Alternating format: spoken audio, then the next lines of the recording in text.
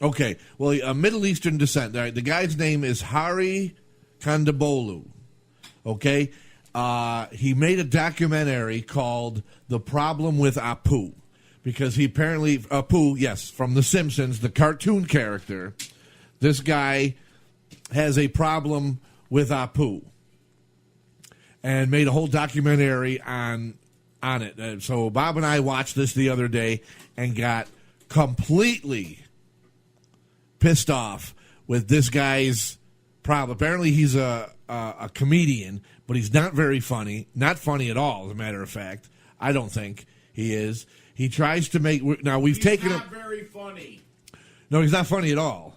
No. And we went through the whole thing. We pulled clips from beginning to end with this stupid documentary of his to show you, one, how stupid he is, how he contradicts himself, how he's talking about something serious where it's, Apu being a stereotypical racist, blah, blah, blah, but yet he's making jokes in it. He doesn't do research himself, doesn't know the names of certain things, and we're going to get into this because I'm pissed off, and I think this guy's an asshole. I don't think he's a funny comedian. I think he ought to drop everything that he's doing with Apu, give it a rest, and move the fuck on. But he is one of these fucking millennials who think everything's should be handed to him. He's one of these not handed to him. He's one of these millennials that here I go having the fucking train derailment.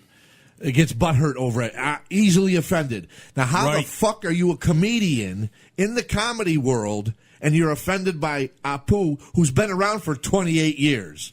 Right. Okay? Like, it's stupid. I don't want to get too angry about it because it's actually kind of funny and how stupid this guy is. But yes, if you're back, like, I'm okay, back. the thing is, and the guy's going to get plugs. So, and I urge everybody, go and watch. Go watch it. Make the an problem opinion with for Apu. yourself. Make an opinion. Comment on it. Send us something on the Facebook page, on the website. Email us. bmtalk02@gmail.com. Let us know what you guys think as well. Okay, it's called The Problem with Apu. IMDb only gives it 2 stars, so that shows you what kind of fucking programming you're going to be watching here. Okay? But I guess we could get right into it. Okay, you want to play this first one? The first clip, yeah. It's 9 seconds. Apu won. Go ahead. Okay. This is the start of the war, of the whining. Okay. I publicly declared my war on Apu in 2012 on the FX show Totally Biased with W. Kamau Bell. I did a piece about Indian Americans in the media. Okay, he started this in 2012. Okay, now, my notes, The Simpsons started, and I don't know if I should get to that now, but I'm going to get to it now, because he said he started in 2012.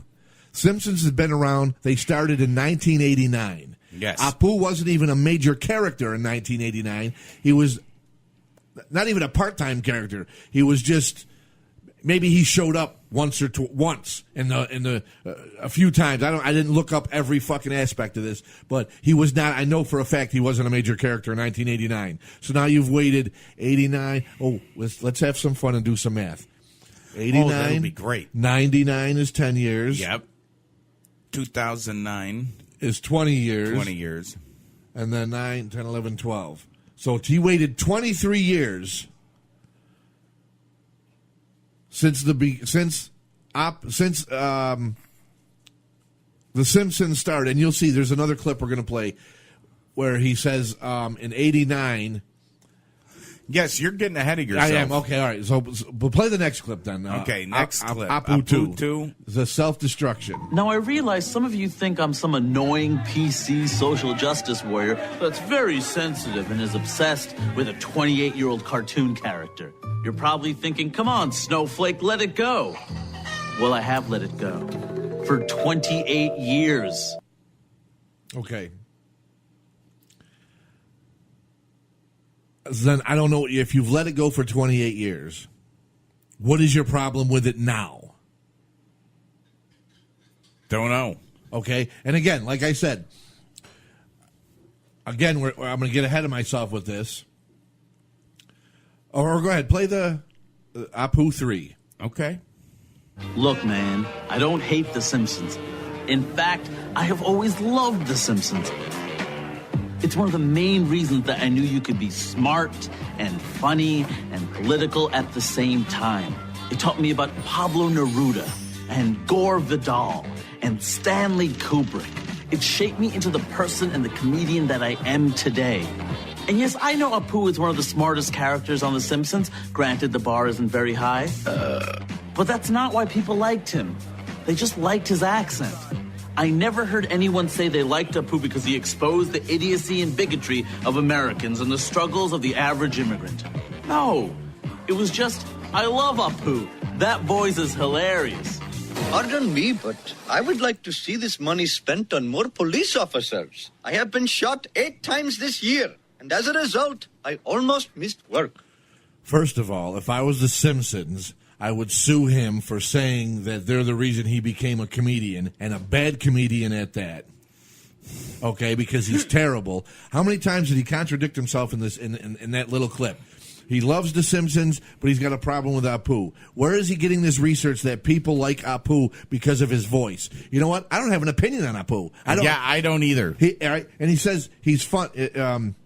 People like Apu because his voice is funny. Well, yeah, his voice is funny. It's supposed to be. Yeah. It's called fucking comedy. Like the fucking Italians in the fucking... Right, like the Italians. The Irish. The Irish. What else have The Simpsons offended? Or not offended? Everything. Right. Any race of people. Right, they've stereotyped everything. Everything. They've stereotyped all kinds of races. So I don't get I don't understand what his problem is, because I'm confused. He loves The Simpsons, but he doesn't like Apu's voice. He's offended by that. But Richard Pryor said it to Eddie Murphy. You making motherfuckers laugh, you're getting money. Right, exactly. They pay then ignore these assholes like this. But again, like I said, these millennials. This fucking guy really took the time out to get fucking dumbass True TV to make a documentary on a fucking Simpsons character. You know why? Because it's something controversial. Right. And they were like, yeah, okay. Because the guy he's a nobody fucking comedian. Right. I mean, he's been on all the late night shows, but his career still hasn't gone anywhere. No, I don't know who this fucking guy is. I never heard of him before. Okay, and later on we have some clips of his stand up, and it's terrible. Some of it you hear people laughing, but then he doesn't even agree. I don't want to get ahead of myself, but no, you're getting ahead of yourself because we've already done all the research. Go ahead. All right. I'm not going to do the Cal thing yet.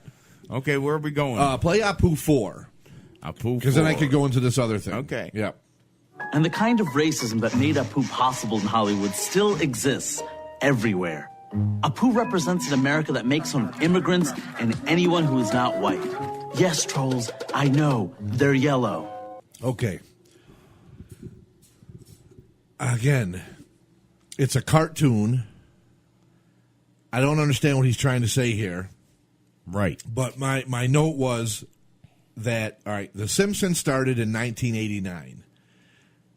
Hari was born in 1982. So he was 7 years old when The Simpsons came out. And I thought we had that clip of him saying that, maybe not then. Anyway. Okay, let me get to this point.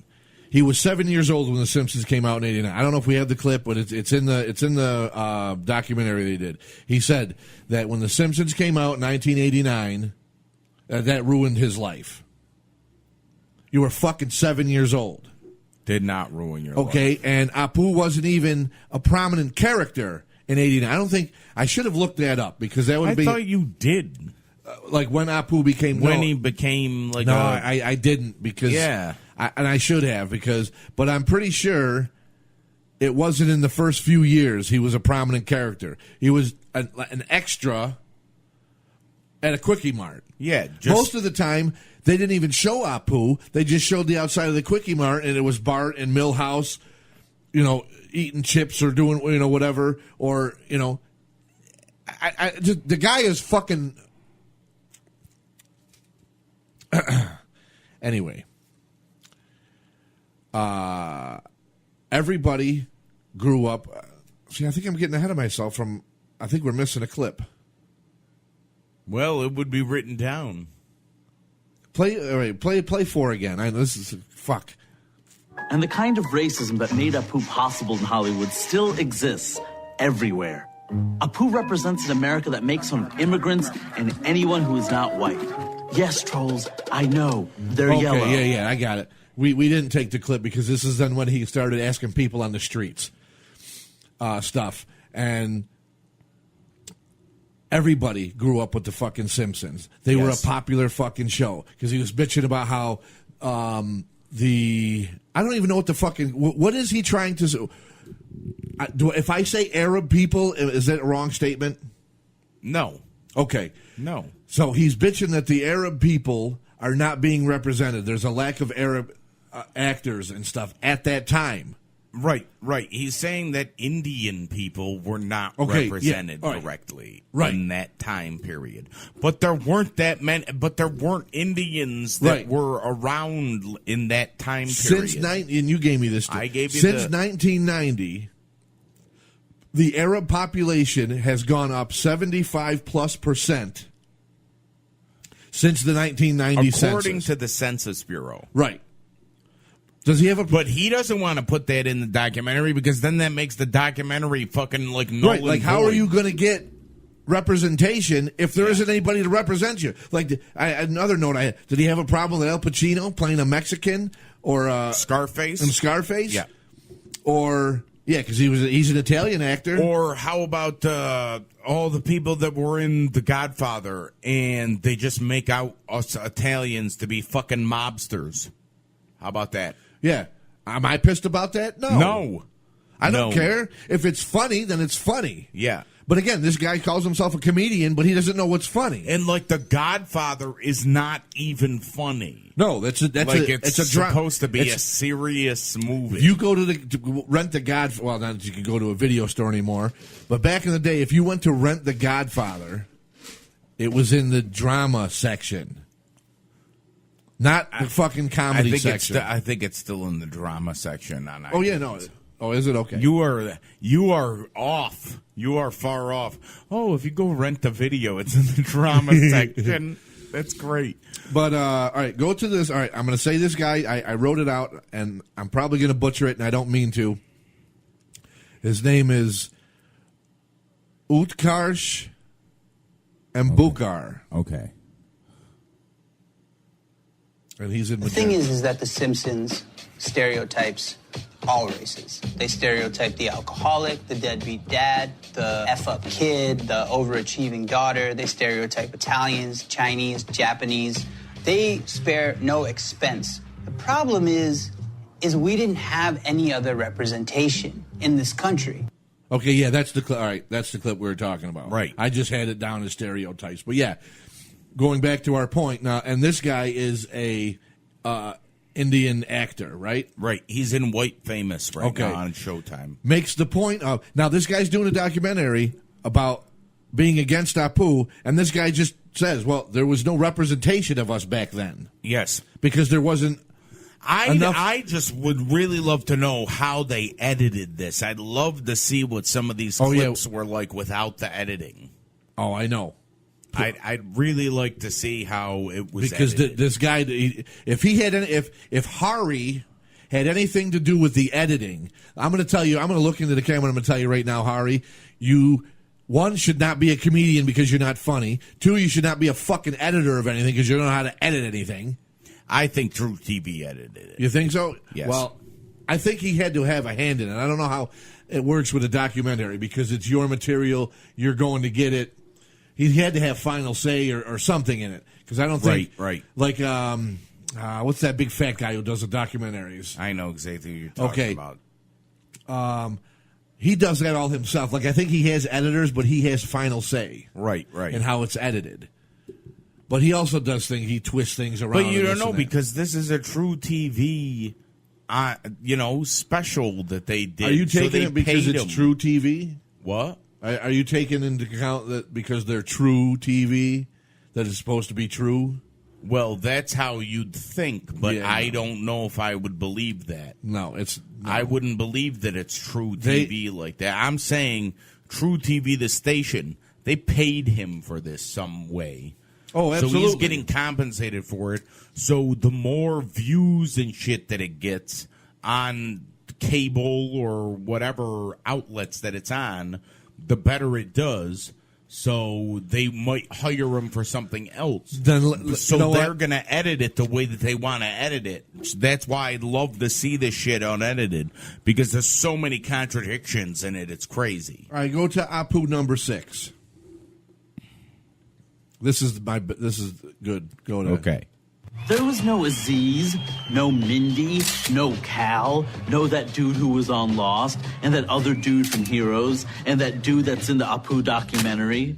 No politicians or reporters, and no whatever Deepak Chopra is.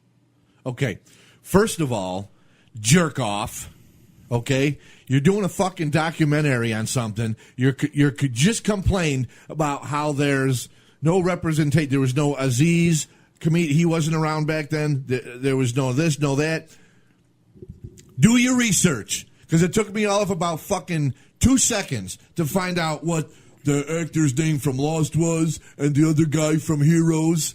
Okay? Yep. Took me all of about 2 seconds. And I'll give you their names since you happen to don't know what they are. And another point I want to make, if you did it to try and be funny, again... You're not funny. You missed the point. Right. If you're doing a serious documentary on something, then be serious and do Right. your fucking research. Or are you not? Are you doing something comical? Because, again, you shouldn't do anything comical because you're not fucking funny. But anyway, I'll give you the names and do some of the work for you that you should have done. And these are your people that you're complaining about. Yes.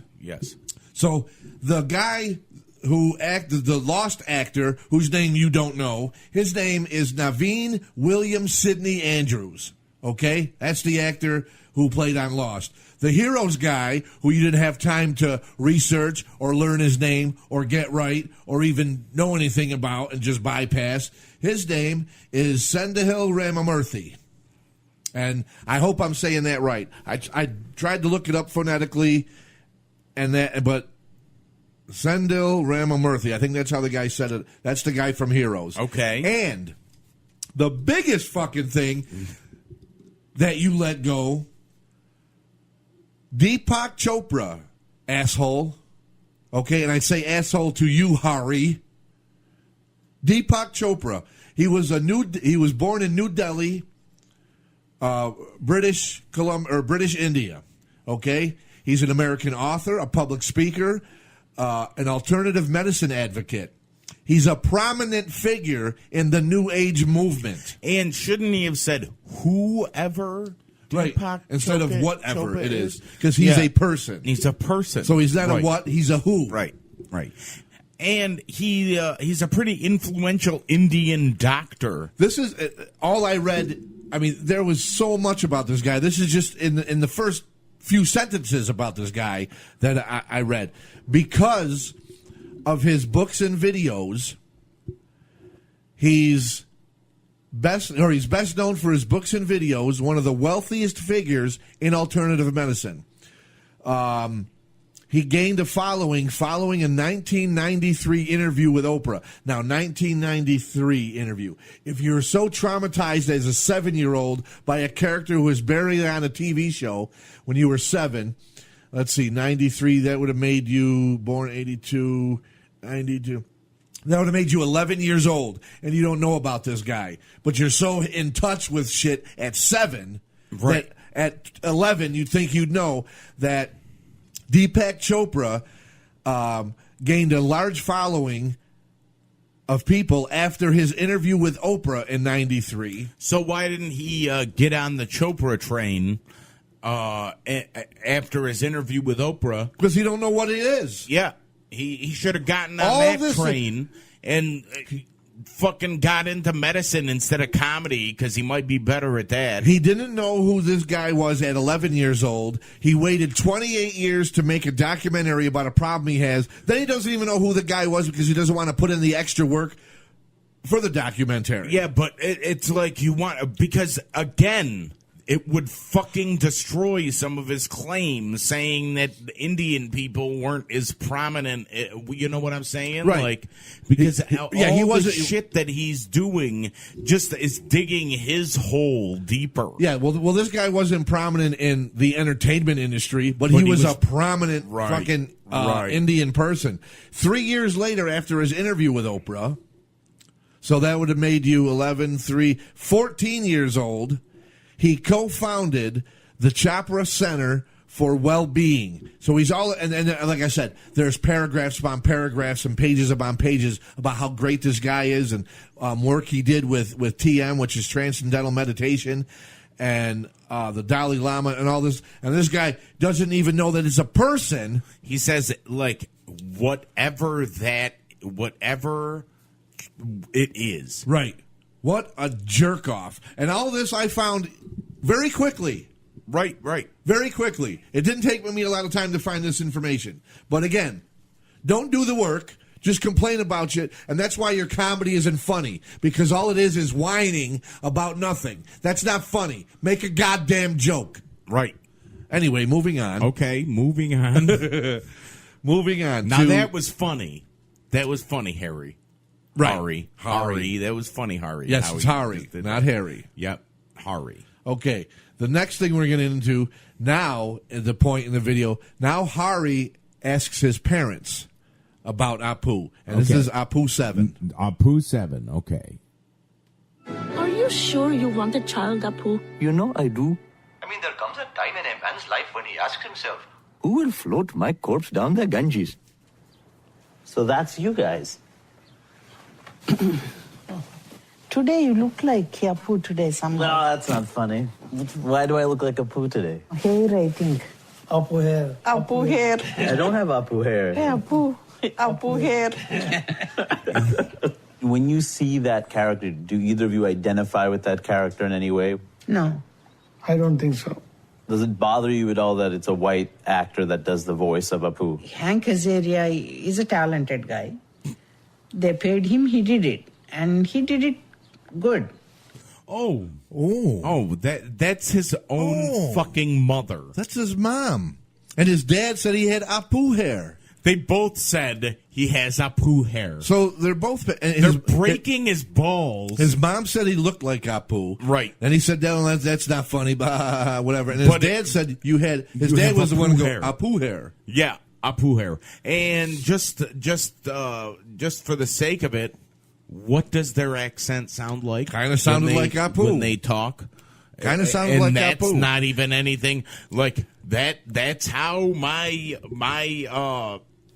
side of my family, like as you go down farther in generations, they sound like this. Right. Because it's and then he asked them broken English. if they feel represented by him. They shouldn't. No, because they're that's not you know them. What? Right. They shouldn't feel represented because they're probably not convenience store owners. Yes. So, they do something else with their life. They have a different job. Right, absolutely. So why would they feel represented? Like, dude, you are such a fucking moron. You're asking your parents aren't even supporting you in what you're doing. Really? But they use the clip. Because that's what an idiot this Hari is. He doesn't know what he's doing. That's why you got to think he had something to do with the editing because of how retarded the editing is. If I had that clip of my parents picking on me about that Apu, is not what I'd be using. I'm bitching about being bullied by Apu as a child growing up. Now your parents are picking on you. Right. As an adult about looking like Apu. That'd be like if your parents, they came right out the boat from Italy or something, and you're like, oh, I don't like the way Super Mario Brothers are represented. And then your dad's like, oh, well, you have Mario. My name is Mario, but you have the fat plumber look, and you have the mustache. Right. It's like, okay, like that. That's, oh my God. Oh, Hari. Get a fucking sense of humor. Right. Well, that's. And then this is also but now. He's trying to fucking be a comedian. Well, he's a terrible comedian. And this is now the beginning of the change of his now he has the beginning of his other problem of a white actor doing the voice. Okay. But now, and we'll get to that point later. But just remember how many Arab people, Indian people, were around in 1989 when they created The Simpsons. So they couldn't really get an act. But again, right. I'm not going to get too far ahead because we're stuck on his parents now, breaking his balls, not supporting. So go ahead, play Apu 8. Okay. Why do you think you tolerate this kind of stuff more than we would? First of all, we came here. We have to succeed no matter what. It doesn't mean that we are not offended by it. Why do you feel like we don't tolerate it? Times have changed. You have security and you belong here. You're an American. See, okay. See, she's saying because he's born here. Right. Because times you have changed. Feel like that you are part of America. You didn't come here from India. You didn't have to deal with the things that they had to deal with. Absolutely. Like my fucking grandfather used to get called a wop in a Guinea because he was Italian. Right. And that, but this fucking kid, you don't fucking get it, man. It's comedy. Right. Bottom line is comedy. Funny. Tolerance. That's what you do. Comedy is an exaggeration of the truth or an exaggeration. All right. When you go to the state fair and those people that are drawing the caricatures of you. Wow. Caricatures. Say Nahasapima Pedalon. Yes. Of you. Okay, it's an exaggeration of you as a cartoon character. Right. So they might look at you and be like, okay, you know what? You got a big nose. So I'm going to accentuate your nose in this character because it's an exaggeration. You got big old titties. Man titties. Right. Like comedy is an exaggeration of something. Right. Like, dude, look at Chris Rock. Chris Rock makes fun of everything. He's always saying the N-word about Eddie Murphy. this. You know what I mean? Like George Carlin. They get it. They got it, though. That's the whole thing. Like, what are we supposed to do? Are we not going to have any more fucking comedians anymore because of shit like this? No, we're going to still have comedians. We're going to weed out the bad comedians like this who don't get it. Yeah. Let's see. Moving on. Now, okay, I want to skip, not ahead, but I just want to skip on a side note because he did talk Better have a pen ready so you know. No, I know where I am. Okay. I want to skip over to Cal Penn. Okay. From Cal 1? Not yet, though. Okay. But I'm going to go into Cal Penn, famous for Harold and Kumar White Castle. Which is what? They get high and journey to White Castle. White Castle. And it follows them on their adventures. Okay. To get to eat the White Castle at the end. Right. And then he was on that show House, the doctor show, and then later left House, actually, to go work for Obama in the White House. Yes. Now, go to Cal 1. I hate Apu. Hate Apu. Hate Apu. And because of that, I dislike The Simpsons. Wow, the whole series. Yeah. The whole series? Yeah. I love The Simpsons. I just don't love that character. But the whole I have thing. never been able to divorce the two. Okay. This moron, who we think we should have respect for because I just said he worked in the White House with Obama. Right. All right, left his acting career to go do whatever he did in the White House. Right. But I have no respect for it because he's stupid. He's, again, retarded. You can't divorce The Simpsons because of Apu. That's like me saying, you know what? I love the Yankees, but I don't like this one player, so I'm not going to. Actually. No, that's not even like that. It's got to be because it's a fucking TV show with a character that's not in it all the time. Well, that's what I mean. I don't like that the Yankees picked up this guy who's not going to play. So I don't like the. And you know what's funny about that? My fucking retarded uncle did that. He was a New York Giants fan, football fan. As long as I've known, all of a sudden he's starting to wear New England Patriots stuff. And I'm like, why? Because the New England Patriots are winning and the Giants suck? No, you know why? He abandoned the Giants because he don't like Eli Manning. Wow. I hated fucking A-Rod, and I stuck around with the Yankees. I just didn't cheer for him. But, again, this is what this guy's saying. Because of one... Well, I guess that's a bad analogy because Eli was a big part of the Giants. Have you ever seen Eli give that look? Like, okay, do you know what we call that? The constipated owl look. That's funny. But he's going to take... He's going to hate a whole show over a bit character. Right. Like a small portion of the show. A part character. He's just going to... Okay, but you know what? I'll respect his conviction. I don't like this part, so I'm not going to watch the whole show. Okay, I'll respect that. Okay. I'll give him that. You know, like, I love the Howard Stern show. There's aspects of the show that I don't really care about, but I don't not listen to the show or hate the show because of this little thing. Right. You know, or, when he gives, like you hear people bitching all the time, don't give Ralph airtime anymore, or this one airtime anymore, I can't stand him. I just don't pay attention. Or how about the people that say they're going to cancel the WWE network because Roman Reigns won? Right. That's retarded. You're going to do that, you're not going to want because of one guy. Right. So, but if people do that, you know what? I will say I respect that. If you go and you don't like a little part of something and you're going to boycott the whole thing, good for you then. Yes. I'll change it. I'll say okay because you're standing by your conviction. Where Hari says he loves The Simpsons, he just doesn't like the character. Yeah, I don't know. Which is not even a main character. But anyway, okay, he's a confused individual. Yes. Okay. So, play me Cal 2. Cal 2. One of the first movies I did was a movie called Van Wilder with Ryan Reynolds, and I played an Indian exchange student. And I remember very clearly getting a phone call from my agent at the time, and she said, hey, I've got this audition for you. It's a supporting lead in a movie. She goes, okay, the character's name is Taj Mahal. I'm Taj Mahal. And I hung up the phone, and she calls me back. She's like, I knew you were going to do that. I'm like, well, yeah. I mean, I didn't major in theater and film to play Taj Mahal. Right. And she said, look, it's almost impossible for me to sell you without any credits, any legitimate credits on your resume. And I know that you probably won't want to do something like this, but I would really strongly urge you to take a look at it. Why are you a fucking actor?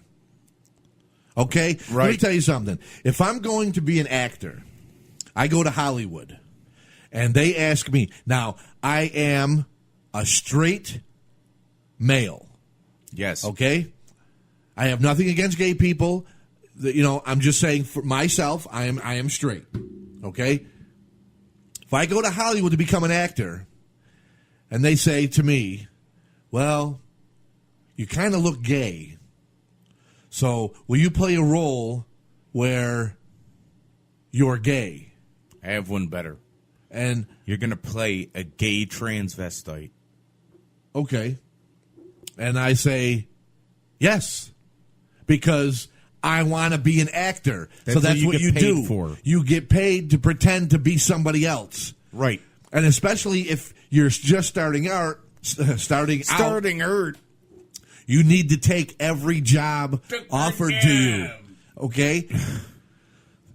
Because he just said, or his agent told him, you have no credits. You have no credits. So what are you going to do? So, but of course, he took the part. Yes, he took as it. Taj Mahal. Yes. Now he's got a credit, and then I don't know what he did. Oh, he went on from that to Harold and Kumar. Yep. To replay the pothead. Yep. That's a great that's a great way to represent your people. That's good. It would have been great if they said, "Oh, well, you know what? Here at the White House, we don't hire people that played potheads." Right.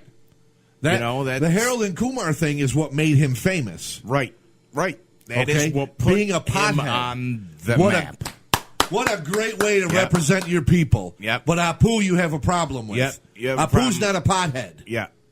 And then you go on to do whatever else you did. Then you end up on House where you're a doctor. Yep. Very good. And I liked his character. Like, I'm not saying I hate the guy. Oh, wait. Like, I liked his character on House. But wait. Wasn't his character on House a stereotype? Because Indians are doctors? Oh, yes. So, I don't know. But he didn't have a problem with taking Didn't the money have a and problem doing with that. the money, no. Got on a television show after doing. See, and that's what I'm. This is how can you talk to a guy like this and put him in your documentary? It doesn't make any sense. He took a part that was a stereotype. His fucking name was Taj Mahal. And he was Patankin. We're going to get into Patankin. Okay. He was Patankin. Taj Mahal was his name. Right. And that was Right. his first movie. That's what got him some credits to move his career on. Right. That's that's- probably one of the reasons why he got to play Kumar. And that's why. But at first he hung up the phone. Right. Another retard. Yeah. Do people understand what you listen? Do you think the guy Christopher Maloney, the guy who played Stabler in Law and Order Special Victims Unit, do you think he went in when he was in the HBO show Oz? Do you think he really wanted to kiss guys and be naked with other guys and Probably not. and play like that stereotypical? Not homo in prison, but that stereotypical, I got to do what I got to do in prison to stay alive. Because he was making out with other men. He's kissed other men. Well, do you think he was looking to do that? No, probably not. But he was an actor. So he took a part, did the role, did a great job at the role, and then ended up on Law and Order. right. Because that's what you do as an actor. And you don't bitch about it later on after you've been to the White House working and been on a hit TV show and made a couple hit movies being a pothead. You don't turn around and go, yeah, I have a problem with Apu, and I hate to hold the Simpsons altogether because of Apu, but yeah, my first movie, I played a guy named Taj Mahal who talked like this. You don't Right. make any sense in the guy's argument against Apu. I know. You fucking morons. Okay. Who edited this shit? Whoever, they're terrible. And if we ever do something, we're not going to get them to edit. We have to go back to the TV to find their names, and I'm going to make a little post-it note and put it on our computer, and we're going to carry it around with us for our whole radio career. Don't get these people to edit your material. Okay. So that there's more stupidity or more contradiction. Cal Penn, contradiction, more contradiction. Okay, go to Apu number 9. Wow, we got a whole nother page to go. Apu 9. Here we go. Even though Matt Groening created The Simpsons, it's Hank Azaria who does the voice and can literally silence Apu. I was feeling hopeful I could get Hank to speak to me, especially since he had spoken about this once before in a Huffington Post article from 2013 entitled, "Is It Time to Retire Apu?" by Malika Rao. When you spoke to Hank Azaria, was there a defensiveness? For the first time, he wants to talk about how he feels uncomfortable with the voice. Did you do Apu over the phone? He did briefly. He talked about how the voice is very musical. He did the accent. He mentioned you. Well, he didn't know your name, but he said that there was an Indian comic who he'd seen a video of who just went off on Apu. Had he not thought about it until he saw my bit? Right, he hadn't. So for like 20, at that point, maybe like 21, 22 years, he had not thought about it. He hadn't thought about it from the perspective of a real Apu, a real Indian person. So Hank has thought about this. And if I got to Hank before, I'm sure I could get to him again. You creepy fucking stalker. Now he's stalking This him. is the beginning of your obsession with Hank Azaria and a white guy doing the voice. Oh, God. And now your movement has changed from just Apu to white people doing the voices. Let's take this whole fucking thing apart. He asks her, did he do the voice on the phone? Now what do you give a shit when and how he does the voice? I know. Oh, my God. Did he do the voice When on he the interviewed, phone? when you interviewed him, did he do the voice? What? Like he's trying to build a case that Hank Azaria walks around going, I'm Apu, all the time. Oh, my God. Like he answers his phone as a joke. Hey, guys, watch this. The phone rings. Hello, Quickie Mark, this is Apu. I know. You know what I mean? Like, Oh my! Why are you asking? Who gives a fuck if he did? Yes, you know what? Because she probably asked him to do. Can you do it? Yeah, right. Can you do it? Or he probably didn't just do it out of the fucking blue. She probably. But again, your bad editing skills for this documentary made it sound like he did it out of the blue. Yeah, made him sound like a jerk off. Like that's what he does. He just walks around doing Apu. Like, oh, you don't. Oh, this is who I am. I do Apu voice. Oh yeah, yeah. Let me see. God. What else did he talk to her about? That he didn't think about. Yeah, you know what? He didn't think about it until you said something because he was just getting paid. Nobody thinks about. Other than that, there's one jerk off that thinks really hardly that he should get rid of Apu. Right. Yeah, of course he didn't think about it. Yeah. Because he was just getting paid and he was a bit fucking character. Right. Where Mo. He does how many other characters on The Simpsons? Like 20 other characters? Here's two bigger characters. Mo and Chief Wiggum are bigger characters than Apu. He does those voices. Okay? He doesn't think about, geez, am I offending anybody by doing these voices? No. Because he doesn't. He's just getting paid to do the voices. Right. And then I wouldn't, if I was in his shoes, I wouldn't think about it either until somebody bitched about it. Then I'm like, oh, you know what? Yeah, maybe this could be offensive. But it's just one fucking jerk off who is supposed to be a comedian but doesn't understand how comedy works. And why is he offending this guy anyway? Does he work at a convenience store? He should work at a convenience store because he's certainly not a fucking comedian. Yeah, he's not a comedian. He should fucking I don't even know if he could fucking be a Walmart greeter. But it again, more insanity and more obsession now with the race. He's this is where he starts. Oh, white and this and that. And again, and this is the obsession with meeting Hank Azaria. Now, do you think now he wants to meet? Now he wants that he is trying to get this guy to meet with him so bad. Hank, I'm doing a documentary on how I hate Apu, and I know I got. So you come and do it. Wow. Yeah. Right. Okay. Apu 10. Apu 10. What bothered me most about Apu was the way he stood in for my parents, replacing their real stories, their real struggles, and their really complicated lives with a accent. Okay. The shitty accent, as you heard earlier, his parents talk, was very close to the way Apu talks. Right. So I don't understand how that's a shitty accent because it's almost dead on. Second of all, he doesn't represent your parents unless your parents did work and own a convenience store. Right. And you know what? Maybe they, but no, I would say, because even if they did, they might have said, oh, yeah, well, he kind of represents me because that's what we did. But maybe his parent, maybe they own some other kind of business or something. So, no. And again, does not represent your parents. He's a bit character. He's not supposed to. He wasn't meant to represent the struggles of the Indian people. He was meant to fucking sell Slurpees to Homer Simpson. Right. And stop Homer from putting his fucking head underneath a Slurpee machine. And shit. Right. That was his job, is to be a stereotypical Indian convenience store owner, worker. He owns the fucking thing. And he's not just working there. He owns the goddamn business. Yeah. He's a business owner. He is an Indian business owner. And not for nothing, as many times as Apu says on the show, he's been shot and robbed and this and that. He's still alive. He's been open for 28 years. There is no fucking Indian bodega, I don't think, even in New York City, could say they've been open for 28 years. So kiss my ass, Hari. I don't understand what your problem is. And moving along. Now, I think maybe he wants to bang Hank Azaria. Well, he's definitely got some weird obsession he's got with some Hank Azaria. Weird fetish for Hank Azaria. That's for sure. Be with Hank. Holy shit. Okay. Now?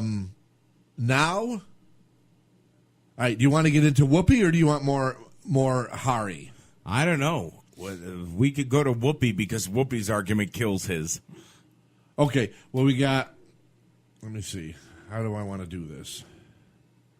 Yeah, we could go into Whoopi because Whoopi would in the progression of the movie. Whoopi is next. So go to Whoopi 1. Okay, Whoopi 1. I wanted to ask you about your collection of Black Americana. You have a very large personal connection. I call it Negrobilia. a lot of racist imagery, it's blackface. Yeah. It's clearly stuff that was made to mock black people. I don't even think it was that deep. Look at him trying. Yeah. I have this thing from the Coon Chicken Inn. That was the name of a restaurant. I don't think they were thinking, oh, we're going to get them down. I think they were like, that's funny. What else is in the collection? One of my favorite is a German postcard. There's a little white girl, a little white boy in the bed, and this other little black face is in the middle. And she says to him, lick him and see if he's chocolate. If you've never seen black people, we look chocolate. So you're telling me there might have been an epidemic at some point where people were licking black people to see if they tasted like chocolate. And if you played your cards right, you can make it work for you too. And I'm a big believer in facing it. You got to see what it was. So that's why you have the collection. Yeah. But it doesn't horrify you when you see it. No. No. Not at all. No. Because when you deal with ignorance, how can you be pissed off? They don't know any better. They're trying to make a living. They're making cookie jars. Oh. Right. So wait, Whoopi, somebody who legitimately has family because she's black, she came from that generation, so part of her family was bought and sold, and they had absolutely no control of coming over to America. When Whoopi was growing up, she was growing up through that 50s and 60s time where we were in the process of changing, and there was a lot of that. Right. You know, there was segregation. A lot of segregation, and we were changing to get away from. So she grew up with a lot more scrutiny than this fucking kid did. And guess what? If somebody tried doing that, this fucking idiot would have gotten shot because look at what happened on Martin Luther King. Right. But you can see now. You see the difference in the generation. Like he's trying to get her to be offended and be mad about it. And she's like, not like, what are you talking it's not about? Fun. The Coon Chicken Inn. And like she said, I don't think they were out to get us. It was just funny. Yeah. Like that. We're really gonna get them now. No. They're stupid. They're too stupid to understand that it's right. And she makes her comment at the end about ignorance. That's ignorance in racist and racism. Yes. I don't think the Simpsons are trying to be racist or they're ignorant. They're just trying to be funny. No, they're trying to be funny. Yes. So like the extreme Italian accent and character, the extreme this and that character, the extreme. You're trying to be funny, right? That's what it's all about. It's funny, and then you're gonna go again. Failed attempt. You're gonna go to now a black person, ask her about her. Wait a minute. Negrobilia. Yes, that's great. The great Negrobilia. Well, that right there should tell you. Oh shit! Do you know? I have. She has a sense of humor, and I have some humor issues. I have some Negrobilia. You do? I got it from my grandmother before she died. Oh. And I was going to get them even when she died, but she just didn't want them anymore. Oh. They're the black face. Yeah. Little salt and pepper shakers. Really? Because on Christmas Eve, we used to go to my grandmother's every year for the traditional Christmas Eve dinner. Uh-huh. And I would take the two black people out. Uh-huh. And I would have them talk to, hello there. No, I'm sorry, that was Indian. Hello there, they go over there, Missy. It's a Merry Christmas to you. And I would do this little bit, and it was funny. People laughed. Nobody got offended. All right, yeah, we were all white in the house. No, you're all Italian. But I didn't mean for it to be racist. It's those back then when white people were putting on blackface, that's what they talked like. Hello there. Yeah. So I used to every year, and I loved those. Oh, those salt and pepper shakers. Yeah. So I asked my grandmother if I can have them when she passed on. She goes, "You can take them fucking down if you want." That's so funny. I took them, and I still have them in my house. And I mean, I wouldn't give them to Whoopi if I met her, only because they're my grandmother's. Yeah. But I would like to say, hey, do you have these? Tell her, right? Yeah. And you're going to first of all, Whoopi Goldberg is on The View. Okay. Second of all, she's a very famous black actor. Right. Go to her. But she's not supporting you. She's totally so why not are you putting it in your cause. why are you putting it in your documentary? Because they wanted to say that Whoopi Goldberg was in it. You're right. So he's going on the fame of everybody else to get people to watch that's in this. it to get people to watch Because it, not for nothing, Whoopi, in it, without actually saying so, is trying to tell you, be more fucking tolerant. Yeah, It's not a big deal. Yeah, it's not that big of a deal. Just chill. What would have been funny is I wonder what the unedited shit looks like. What if she's like, "You're trying to be a comic?" Right. I would love it because she is that outspoken. Yeah, right? I think she would have said something to him. I think Whoopi, like she's fucking awesome. Now, I'm going to explain what a minstrel is because the next clip of Whoopi is that they talk a little bit about minstrel. Now, the minstrel thing is way back in the 20s during vaudeville, 20s, 30s. Oh, yeah. Is when white people put on the blackface and and did their dance and stuff. So that was the minstrel act. But here's the clip. Whoopi 2. Based on your definition of minstrelsy, does Apu count as a minstrel since it's brown paint, a white guy's voice? I would say so, but he's not singing and dancing, is he? You need the quickie, Mark. Now here's the tricky part. Oh, won't you rhyme with me? Yeah, there's. Okay, then he's in the minstrel show too. He's singing and dancing. He's in. He has all the qualifications. He has all the qualifications. First of all, the guy's laugh annoys the hell out of me. And one point we forgot to mention out of the other clip, when she mentioned Coon Chicken Inn. Oh, he laughed. He thought that was funny. Yes. Yep. But He anyway, thought that was funny. In this clip, yeah. And the minstrel thing wasn't meant to be offensive. It was meant to parody. I mean, I'm sure some of it was offensive. Was offensive Yes. and meant to be. But I mean, the thing as a whole, I think, was just meant to be a parody, which again is in comedy, which this guy obviously doesn't understand. Yes, doesn't get comedy at all. And not to mention, is that paint? Like, the minstrel thing was like real people. This is a fucking cartoon. Well, I can get the contrast of it. Yeah, yeah. You know what I mean? But yeah, it's not that. It's similar to the minstrel thing, but you're not. Well, again, yeah, you're not putting paint on. You're doing a voice. It has nothing like a lot of these. Some of these minstrel things, I think they were silent. Oh yeah, and it was just the dance, the dancing. Yeah. Okay, so.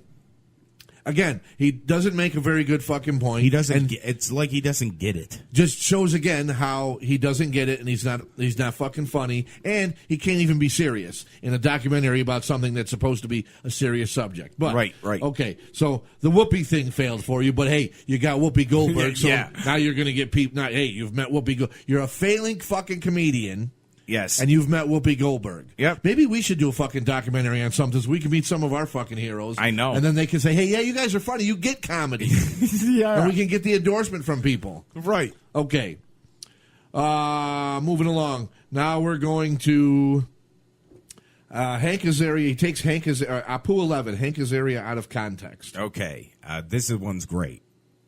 But Hank isn't ignorant. He knows there's a problem with Apu, yet he still does this. Remember, please, children, that in life, there is nothing that is not so disgusting that it cannot be sold on a heated roller at a nearly criminal markup. Okay. Here's what pisses me off about this. Because as soon as I saw this, I'm like, this motherfucker is taking this thing completely out of context. So I said to Mark, I'm like, hey, let's find the actual speech from Hank, okay? We find the actual speech. They clearly paid him to go on here and talk like the Simpsons characters that he voiced. Tufts College or Tufts University. Yes, they got Hank Azaria to come on and do a commencement speech like they do with a lot of celebrities, a lot of voiceover celebrities. And if you're if you're not if you're not Tom Cruise or Morgan Freeman and you're a voice actor. Right. Okay, and the college wants you to speak at their commencement. But there are colleges that hire Will Ferrell for their commencement and want him to be George Bush, right, well, or something like that. It's like that's my point. You know, you're not an actor, you're a voice actor. Yeah. So you're going to be asked to do your fucking voices. Exactly. But he didn't just do Apu, but that's what this jerk off wants you to think. Like Yeah. he just showed up and did the whole speech as Apu, which he didn't. So we pulled the whole fucking, what is it, like Right. 5 minutes? It's 5 minutes. And we're going to play it. Here. I'm not going to cut in or anything, but here is Hank Azaria's commencement speech from Tufts University. The whole thing. So in closing, I thought it'd be nice to let some of my Simpsons characters address you and give you their advice. Yes. When in doubt, always pull out the Simpsons voices. That's my first bit of advice. So let's hear from Chief Wiggum first. Thank you very much. Let's see, advice. Oh, yeah. Kids, you didn't hear this from me, but if a cop even thinks that you're going to throw up in their back seat, they will immediately let you go. No crime is worth having to clean yak out of a seatbelt hole. Also, if you're ever wearing a body camera, take it off when you go to the bathroom. That'll end up on YouTube. Mo the bartender would like to say hi. Yeah, how you all doing out there?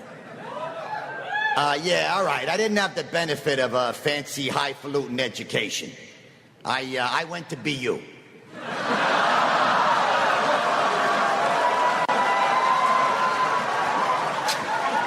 Yeah, at least Tufts has a campus. I majored in not getting hit by cars on Commonwealth Avenue. Apu, the owner and proprietor of the Quickie Mart, would also like to say hello. Greetings to everybody here. Tufts students and myself, we have very much in common. We both worship an elephant. And there he is. It's a tremendous honor for me to be staring at an elephant. Remember, please, children, that in life, there is nothing that is not so disgusting that it cannot be sold on a heated roller at a nearly criminal markup.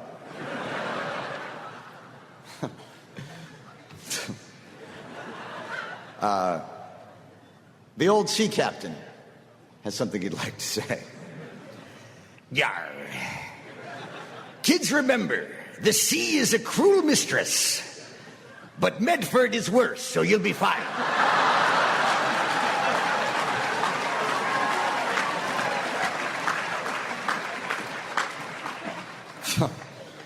Finally, comic book guy would like to say, hello. Life is like the Star Wars movies. Some of it is great, some of it sucks, but you have no choice but to sit through all of it. Very similar to the commencement speech you are listening to right now. You know, most of my Simpsons voices are either just good or bad impressions of people. I'm a mimic at heart. I became an actor as a result because I really wanted to be other people. I wanted to be anybody but myself, really. So imagine my shock and chagrin when I discovered that while doing impressions of people can be amusing and even hilarious, great actors, even great character actors, are willing to utterly be themselves in front of an audience or a camera. I didn't realize it, but when I was your guys' age, I had a belief that who I was and how I thought and how I felt was inherently uninteresting and flawed and not practical. Well, maybe they were and maybe they still are, but it wasn't until I embraced the person that I really was that my work as an actor got really interesting. I'm not suggesting that you ignore the rules of society or the laws of common sense or the actual law or textbooks or manuals or your teachers or your advisors or the internet or all the other sources that are happy to tell you the right and wrong way to go about doing almost everything. Just please be honest with yourself about what you think and how you feel about all of that. What you like and dislike, what angers you or scares you or saddens you or inspires you or delights you. Those feelings are called your instincts, and you ignore them at your own peril. Or as Agador Spartacus would say it, kids, just please be yourselves. And if you can be yourself, please be Judy Garland from that movie Meet Me in St. Louis. My God, she got to wear such cute outfits in that movie. Speaking of which, why do we have to be in these robes today? Who is this flattering on? You can't look good in this. I mean, maybe with shoulder pads and like a cinch belt, it would all work, but I'm going to stop talking now because the sooner we change out of these things, the better, yes? Congratulations, class of 2016. You did it.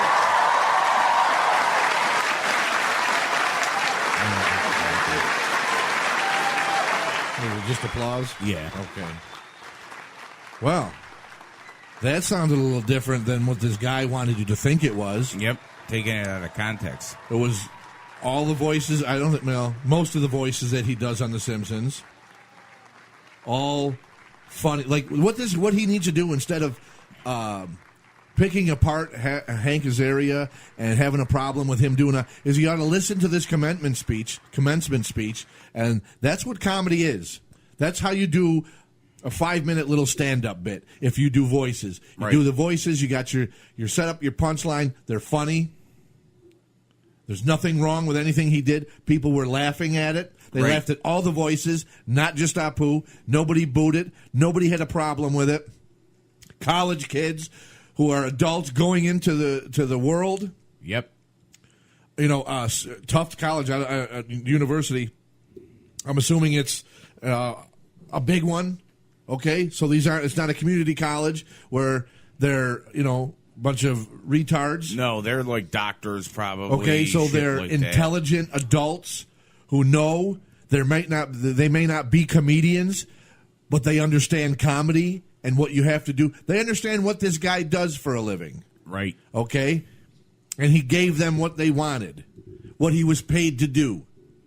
Right. There's no problem with that. So, again, you failed, and your editing skills are terrible, trying to spin something that the guy did to make it seem like that's all he does is Apu. He doesn't. Yeah. And I thought it was I thought all his quotes for all the characters are, if those people were real people, that's what they would say at that commencement speech. Exactly. He didn't do anything out of the ordinary for any particular character. He stuck to the character. I don't know if he wrote those jokes or if he had the Simpsons writers write those jokes, but when he got to Apu, it wasn't, some crazy outrageous thing. It was in Apu character. Right. He's talking about the elephant mascot. Right. Because Apu's religion is Hindi, right? And they, what is his name, Gashia, or I fucked it up, but that's I just don't get what this fucking guy's issue is. But moving along, as we tear that apart, your ruse against Hank. This is his tantrum. Apu 12. Okay, here we go. Okay, so it's a forward from his publicist. Hank wanted me to pass this article on to you. And it's the same HuffPo article that me and him were both quoted in like 3 years ago. So he's basically saying that he doesn't want to do the film and he's not going to talk about it anymore. You okay? No, I'm fine. You sure? He's talking to no, his I'm manager. okay. No, I'm okay. I'm fine. Look. Yeah. We'll give him a beat and we'll figure out next steps. Okay. Bye. Now listen close.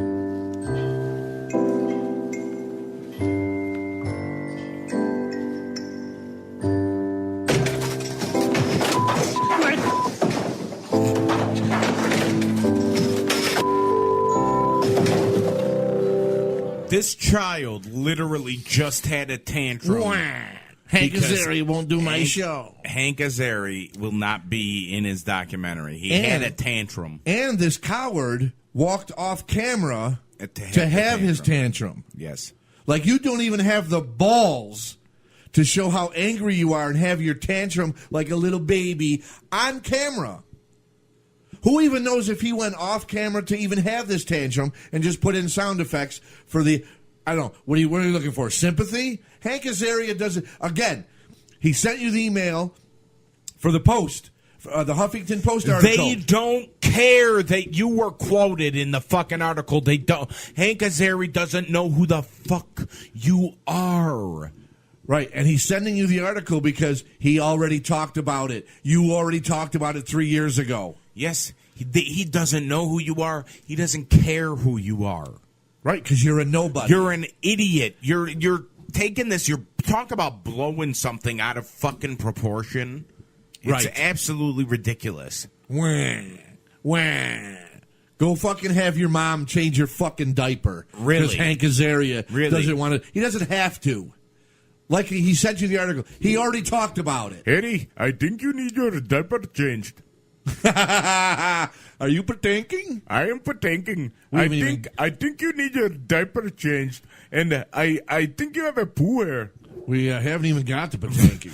Like, really, this fucking guy is like, he is a fucking crybaby bitch. Yes, and that's what his main problem is. It's not Apu. It's just you're a whiny little bitch, and You want to get into comedy. You're not in comedy because People you're don't not think funny. You're funny. And you're blaming your fails on Apu. Yes. Apu has nothing. You know who you blame your fails on? Look in the mirror, and that's who you blame your comic fails on or your life fails on is Right. yourself, Right. not Apu. But anyway, Yeah. so that was his tantrum because Hank Azaria doesn't want to talk to him. Right. So now Apu 13 is the beginning of harassing Hank Azaria. Okay. Yeah. It's been months, and Hank Azaria appears to be ignoring my requests to talk about Apu on camera. If I don't get him to retire the voice, this whole thing is a failure. And by thing, I might possibly mean my career. So I decided to use Politically Reactive, my podcast with Kamau, to sick my fans on Hank.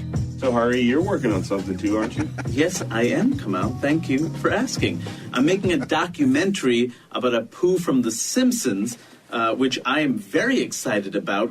We're trying to get Hank Azaria to be in the film. He's the voice of Apu. Tweet at Hank Azaria that he should be in my movie, right? Sample tweet. Dear at Hank Azaria, please talk to at Hari Kondabolu about Apu for his documentary. Hashtag Apu 2016. Let's get this thing trending. Let's see if Hank will be in this movie. Are you sure you don't want to come? In a Civil War reenactment, we need lots of Indians to shoot.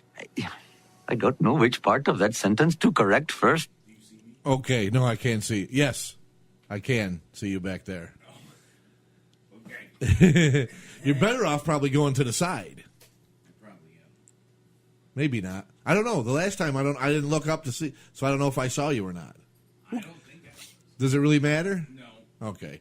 So anyway, if you're watching, you can see behind me. Bob's struggling. Anyways, okay. To take that apart, so now you're such a whiny ass crybaby that now you're going to use your podcast. Who the fuck do you think you are, Howard Stern, or anybody with like? I'm going to sick my fans on him. Who? How many? What do you got? 5 fucking fans that you're going to sick on him? Yeah, we. I can see you back there. Oh my god! Like your arm, I saw what you were doing with your pants, but I can't really see what you're doing. Oh. But there's some. But anyway, so now you're going into harassing the guy. I mean, this is not like okay, because I know some of you are going to say, well, with Howard, when he had fans. When he didn't like somebody, fans went and did this and that, whatever. But he never asked his fans to do that. If Howard didn't like somebody back in the day and started talking shit about somebody, and his fans would show up to these people's events heckling them, he never said on the air, hey, I want my fans to go down there and do this and do that. Fans took it upon themselves to do it. This guy, again, whiny fucking kid, and he's going to get his fans to harass Hank Azaria to come on his documentary. No. And obviously didn't work because, spoiler alert, Hank didn't do your fucking documentary. Hank didn't talk to you. Even on the phone, nothing. So, all your fans you think you have, you don't. You got anything to... I got nothing to add. I know the clip you played, and I have your sentiments exactly. Okay. So, now go to Apu 14.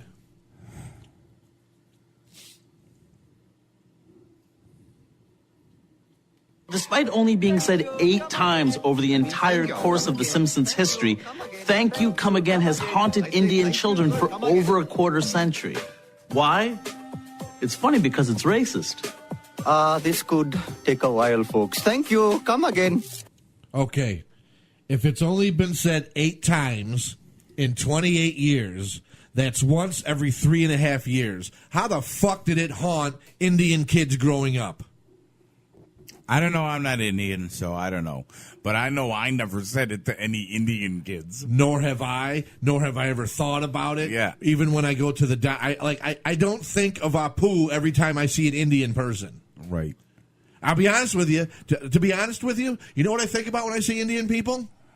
What? Or when I think about, is he a terrorist? Does he got a bomb strapped to him? Oh. And that's not what I should be thinking. Okay. Because that's wrong.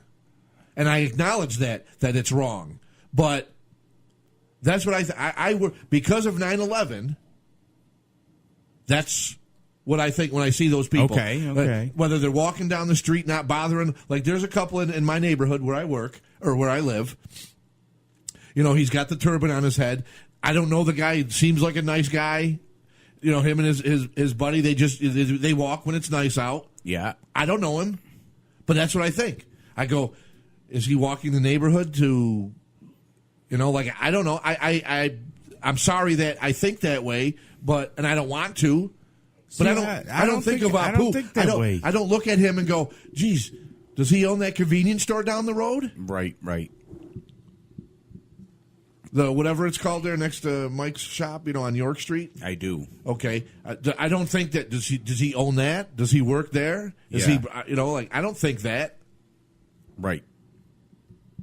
So I don't know. Again, I don't understand his argument with something that's been said 8 times. How it ruins people's lives. I don't know. I think he's reaching at straws. Yeah. All right. That's exactly. And again, he's reaching at straws to say, okay, this is this guy's catchphrase. Thank you, come again. But in the 28 years he's been on the show, he's only said it 8 times. Yeah. So it's not even a catchphrase. No, that's not his catchphrase. What is your fucking point in thank you, come again? I don't know. There is one. So again, what the fuck are you doing? Again, I'll tell you what you're doing. You're whining because you're a whiny little bitch. That's exactly what you are. You need your mother to change your diaper. You need somebody to change your diaper. You need to grow the fuck up and stop. But again, we're 2 white guys. Yeah. So we don't know the struggles. We don't know what it's like. Blah, blah, blah. All the bullshit. It's bullshit. As far as I'm concerned. Right. Did we get to the clip where he... No, we didn't get to that one yet. Thank you. Okay, Russell Peters. Oh, this is good. Okay. Do we want to talk about Russell Peters a little bit, about how he actually... Yeah, because I mocks his parents. I don't know much about Russell Peters. I think he's fucking hysterical. I watched Russell Peters probably for the past 3 to 4 years or something. Okay. I found out about him, and now he's an Indian comedian. Fucking hysterical Indian comedian, but he makes fun of his parents, like he does the Indian the Apu voice. Yeah, the Apu voice. Oh, okay. He does some patanking. He does that, but he imitates Asian people and all kinds of stuff. His bits are hysterical. Okay, so Hari gets Russell Peters on his documentary, a guy who does voices, but he doesn't have a problem that the guy does Asian voices, this and that. He's going to get him on his documentary. With his Apu, he's going to try and get him on his to talk thing to him about his voices. Again, I'm confused. You have a problem that Hank Azaria, a white voice actor, does the voice of an Indian cartoon character, but don't have a problem with Russell Peters doing all the accents that he does. Oh, yep. Clearly doesn't have a problem. I don't get it. All right, go ahead. Russell Peters 1. Okay. Well, I'm doing this. You want to grab the cord for the Mac? Yeah, where is this a long clip? Plugged in. It's 30 seconds, but I think you got it. I think you got it. It's the white one. The white cord, the white Apple cord. Okay, this is the Russell Peters clip. Here we go, right here. You're never going to see 2 Indian guys in a club standing around going, "Hey, man, aren't we cool? Don't we sound really hip?" To a lot of people, I think you're known for incredible accents, and you've done them throughout your career. There is a criticism of like, how come he uses accents? Is it okay for him to use accents? Is that something you've had to respond to? The most commonly asked question is, well, what if a white guy did these jokes? And I go, don't get caught up on my color and don't get caught up on the words. Get caught up in the intent. There we go. Okay. Get caught up in the intent. Right. Well, again, I didn't hear the bit while I was doing that, but I heard it when we pulled it. And I did want to make the point of, and maybe this is just a bad editing, but Russell Peters didn't actually answer the question. Oh, yes, that's himself. Right. He didn't. He said when he asked him, when Hari asked him if anybody has a problem with him doing the voices, he diverted. He like diverted a and said, politician. "Well, I'm at the main question I'm asked is, what if a white guy said these jokes?" Well, that's not answering Hari's question. Right. I'm not trying to pick a fight with Russell, and I don't have a. I'm just he didn't answer the question. How Right. do people think? Or maybe the way it was edited. When he answered the question, Right. Russell answered the question of nobody has a problem with me doing what I'm doing because it's funny. Yeah, I'd like to know what the people that are on this think. Right, like if any of their stuff was taken out of context, because I know Russell Peters does the that fucking voice. I'd love to know. In all honesty, think. we really should try and get a hold of some of these people. Russell Peters being one of them, because I think in this clip he was edited. I think so too. Because I think when Hari asked him, "How do people feel about you doing the accents?" he said that probably. I want to hear what his answer is on that, because I don't think it was again. Let's hear it again. All right, It go was ahead. only 30-something seconds. You're never going to see two Indian guys in a club standing around going, "Hey, man, aren't we cool? Don't we sound really hip?" To a lot of people, I think you're known for like incredible accents, and you've done them throughout your career. There is a criticism of like, how come he uses accents? Is it okay for him to use accents? Is that something you've had to respond to? The most commonly asked question is, well, what if a white guy did these jokes? And I go, don't get caught up on my color and don't get caught up on the words. Get caught up in the intent. They totally cut that. They had to have cut it. They had to do something because it doesn't sound like it was the same question, right, that he was answering. But I get his answer. Yeah. 2, don't get caught up in my color. Get caught up in the intent. What am I trying? What am I intending to do? I'm intending to be funny and make you laugh. Is he trying to get you offended? No. Right. No. Are the Simpsons? Aren't we cool?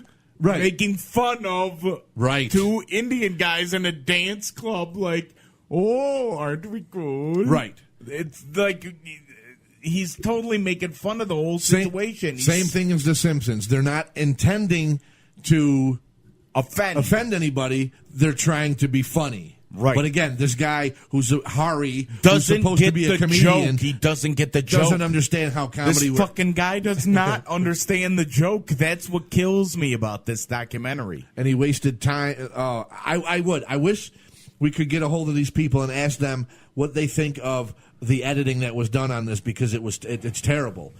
And I want to hear the whole Russell Peters. I want to hear the whole interview he did with Russell Peters, right, and play that as a dude. I'm telling you, because of this, Russell Peters is going to have a new fan in you, because you have to watch him. He already does. Hysterical. Like, he already does. He probably would have. I just didn't know about it. Yeah, you didn't know about him. And not because he's an Indian comedian, because I love comedy. I try and listen to all comedians. Yeah, but you're on like the Netflix train. Yes. His stuff hasn't been on Netflix like that. He's got like a Netflix special where he plays like an Indian detective. Has he been on like HBO and stuff like that? I believe All right, so. see, I don't have believe, HBO, like, so I his don't. specials have been on there and shit. But yeah, I haven't not heard him because of just my own faults of not listening. Right. And usually that's how you discover a comedian or something, is somebody tells you about him. Right, exactly. Or like you said, you're surfing through Netflix and you're like, oh, who's this guy? I'll listen, see if he's any and then funny. check it out. Right. But yeah, for No, no I'm- other fault of my own, I've never heard a stand up, but I would love to. Russell Peters is fucking hysterical. I fucking love that guy. He's great. Like, totally good sense of, like, you could tell he's got a sense of humor about being Indian. Right, Like, and that's the what whole a thing. That's what a comedian does. You Yes. look at Italian comedians; that's what they do. Yes. they play off their culture and their heritage of being funny. Same Right. thing with Irish. Irish comedians are most of their jokes about being Drinking, drunk, fighting. Drinking, fighting, fucking. Black comedians are constantly poking fun at themselves, their heritage, their stereotype. They are Oh my poking God, fun yes. with the stereotype. Yes, that is like the whole thing. And Watch is it- Chris but, Rock. Like, am I not supposed to laugh at Chris Rock or Eddie Murphy Does that because make- I'm white? Does that make you racist to laugh? Because one of the points that he says too is people, they like Apu because his voice is funny. His voice is funny. It is. So I'm laughing at it. It's no different than like Eddie Murphy makes a joke about white people, and I laugh at it. Right. Or Dave Chappelle makes a joke about white people or black people. And like I can't laugh at that because I'm not when, because I'm when white. Dave Chappelle made the Clayton Bigsby thing with the black KKK Klansman guy. Right. And I laughed. Am I not Right. I'm supposed to laugh because that's Yes, the because intent. that The is what intent you're is to supposed to laugh. do. Right. I don't understand what this guy's point is. And again, you're I will look into the camera and I will tell you. And if I ever meet you in person or talk to you, I will tell you. You're a terrible comedian.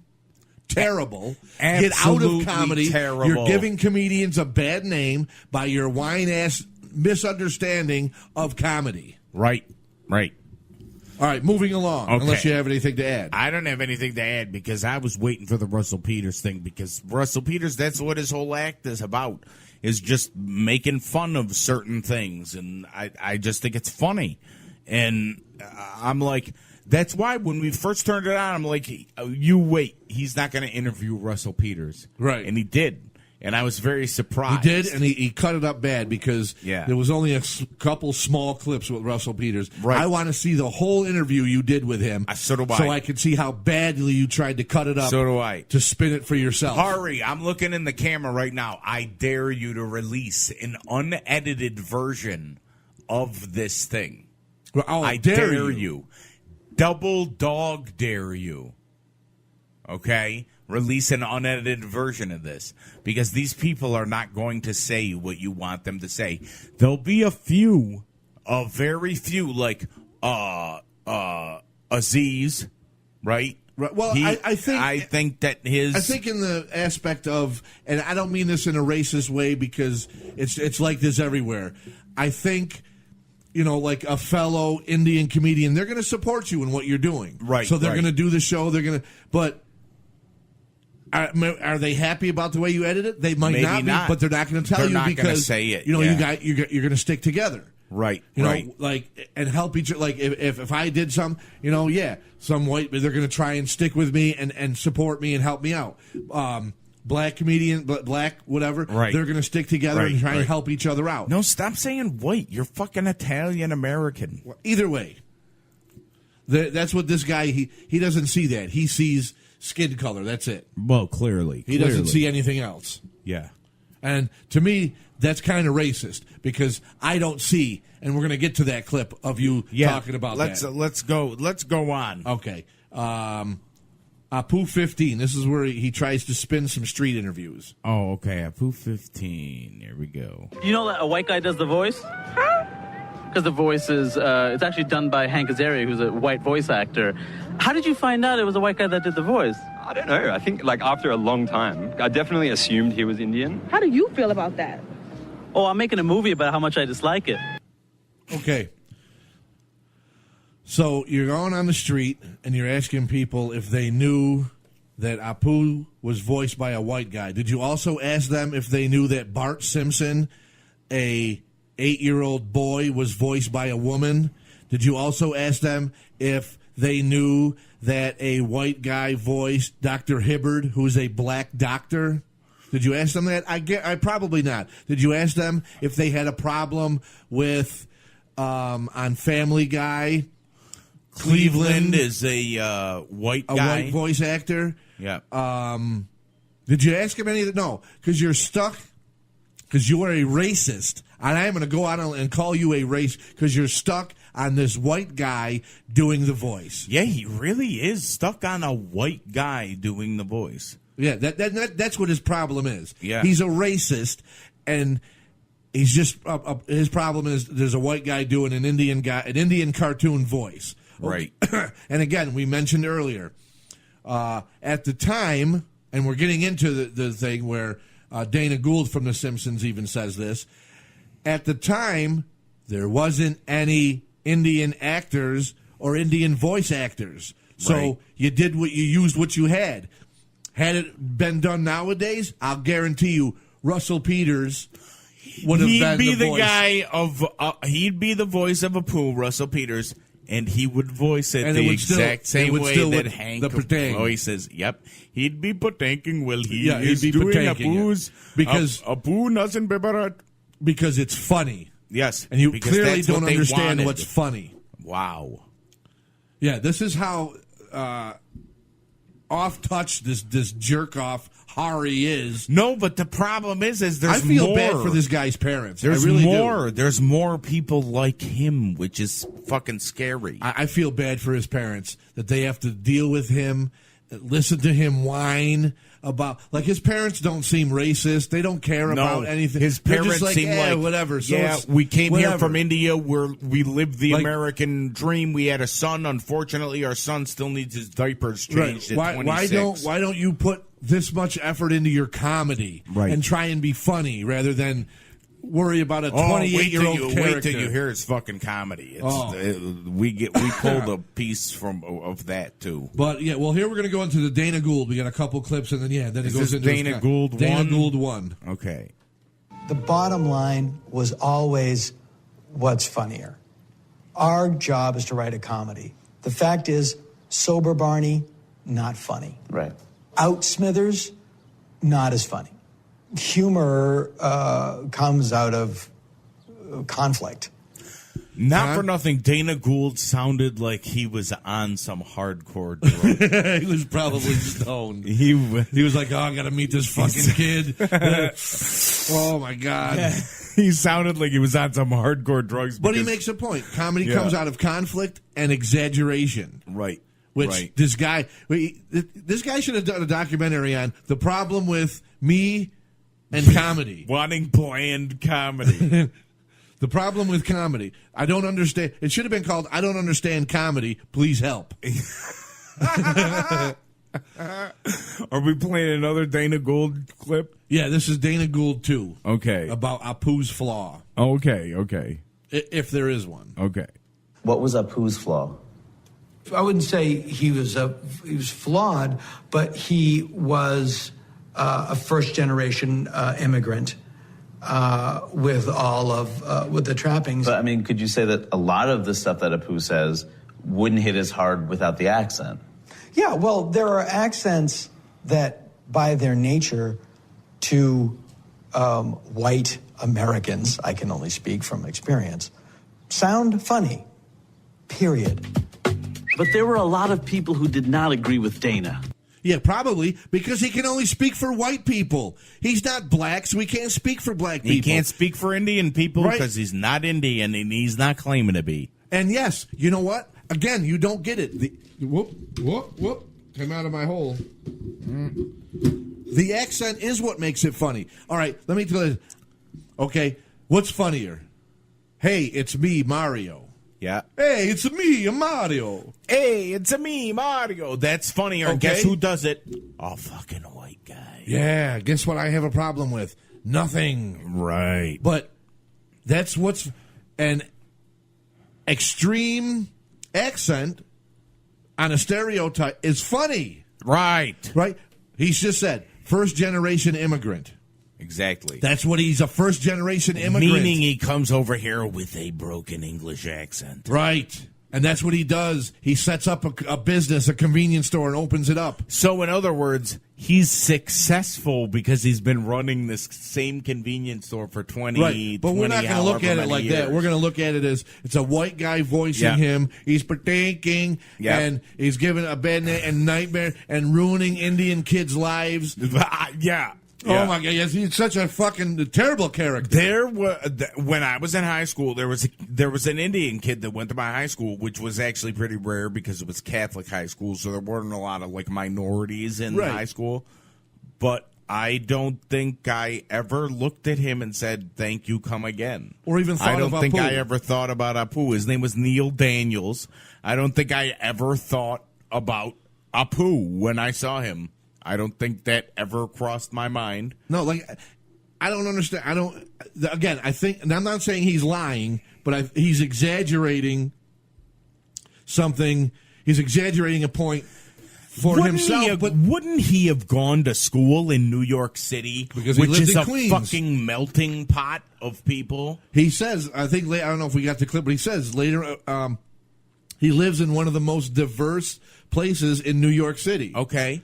So aren't you going to school with black people, Mexican people, Indian people, white people, Irish people, Right. Italian Everybody's people? picking on everybody. Everybody's picking, yes. And then they have their cliques. The Irish kids stay with the Irish kids. The Right. Italians stay with the Italians. The black kids stay with the black kids. Indians, And this Indians. was stuff was like high that. school and stuff. Get over it. You're 35 years old, Right. and you're talking about now something that happened to you less than 20. Like, stop. Yes. What's next? Dana Gould 3? No. Okay. Apu 16. This Apu is some 16, of this okay. is some of Hari's comedy. Okay, this is Hari's comedy. Here we go. It's funny. I always loved stand-up comedy as a kid. Like, it was like magic to me. Well, I knew that I wanted to do that, except I was 17 and didn't have a complicated life. What I did have was the fact that I was Indian. Oh, you got me from India. Oh, you got me. I have some chicken tikka in my backpack. You want some? And up my belly, I'll give you 3 wishes, yeah. Come on. So I milked it as much as I could. Like, every corny joke about race I could imagine. Like, jokes about curry and taxi cabs, gas stations, convenience stores. And it was awful. Okay, and just so he couldn't say anything about this, and then afterwards he said he did it for 4 years. Right. And says after 9/11 happened that he didn't do it like this anymore. Right, he But changed. this was funny. But yeah, this yeah. stuff was like He the said funny that- stuff because he made fun of People were laughing, as you Right, heard. right. But at the end of the clip, he says, "But it was awful." Right. So laughter, like, this is how So fucking he skewed he is. thought- He thinks when people laugh at Yes. him that it's bad. Yes, and that's that's the job that he wants to get into. If you're I don't think this guy's Indian. I think he's Polish. Wow. Because he's got it all fucking backwards. Wow. When people laugh, it's not good. I got to go on stage and they can't laugh at me. Like, he's a Polish comedian. Wow. Like he's this guy's fucking. Hey now. Yes, I went there. Oh my God. So wait, what's next on this?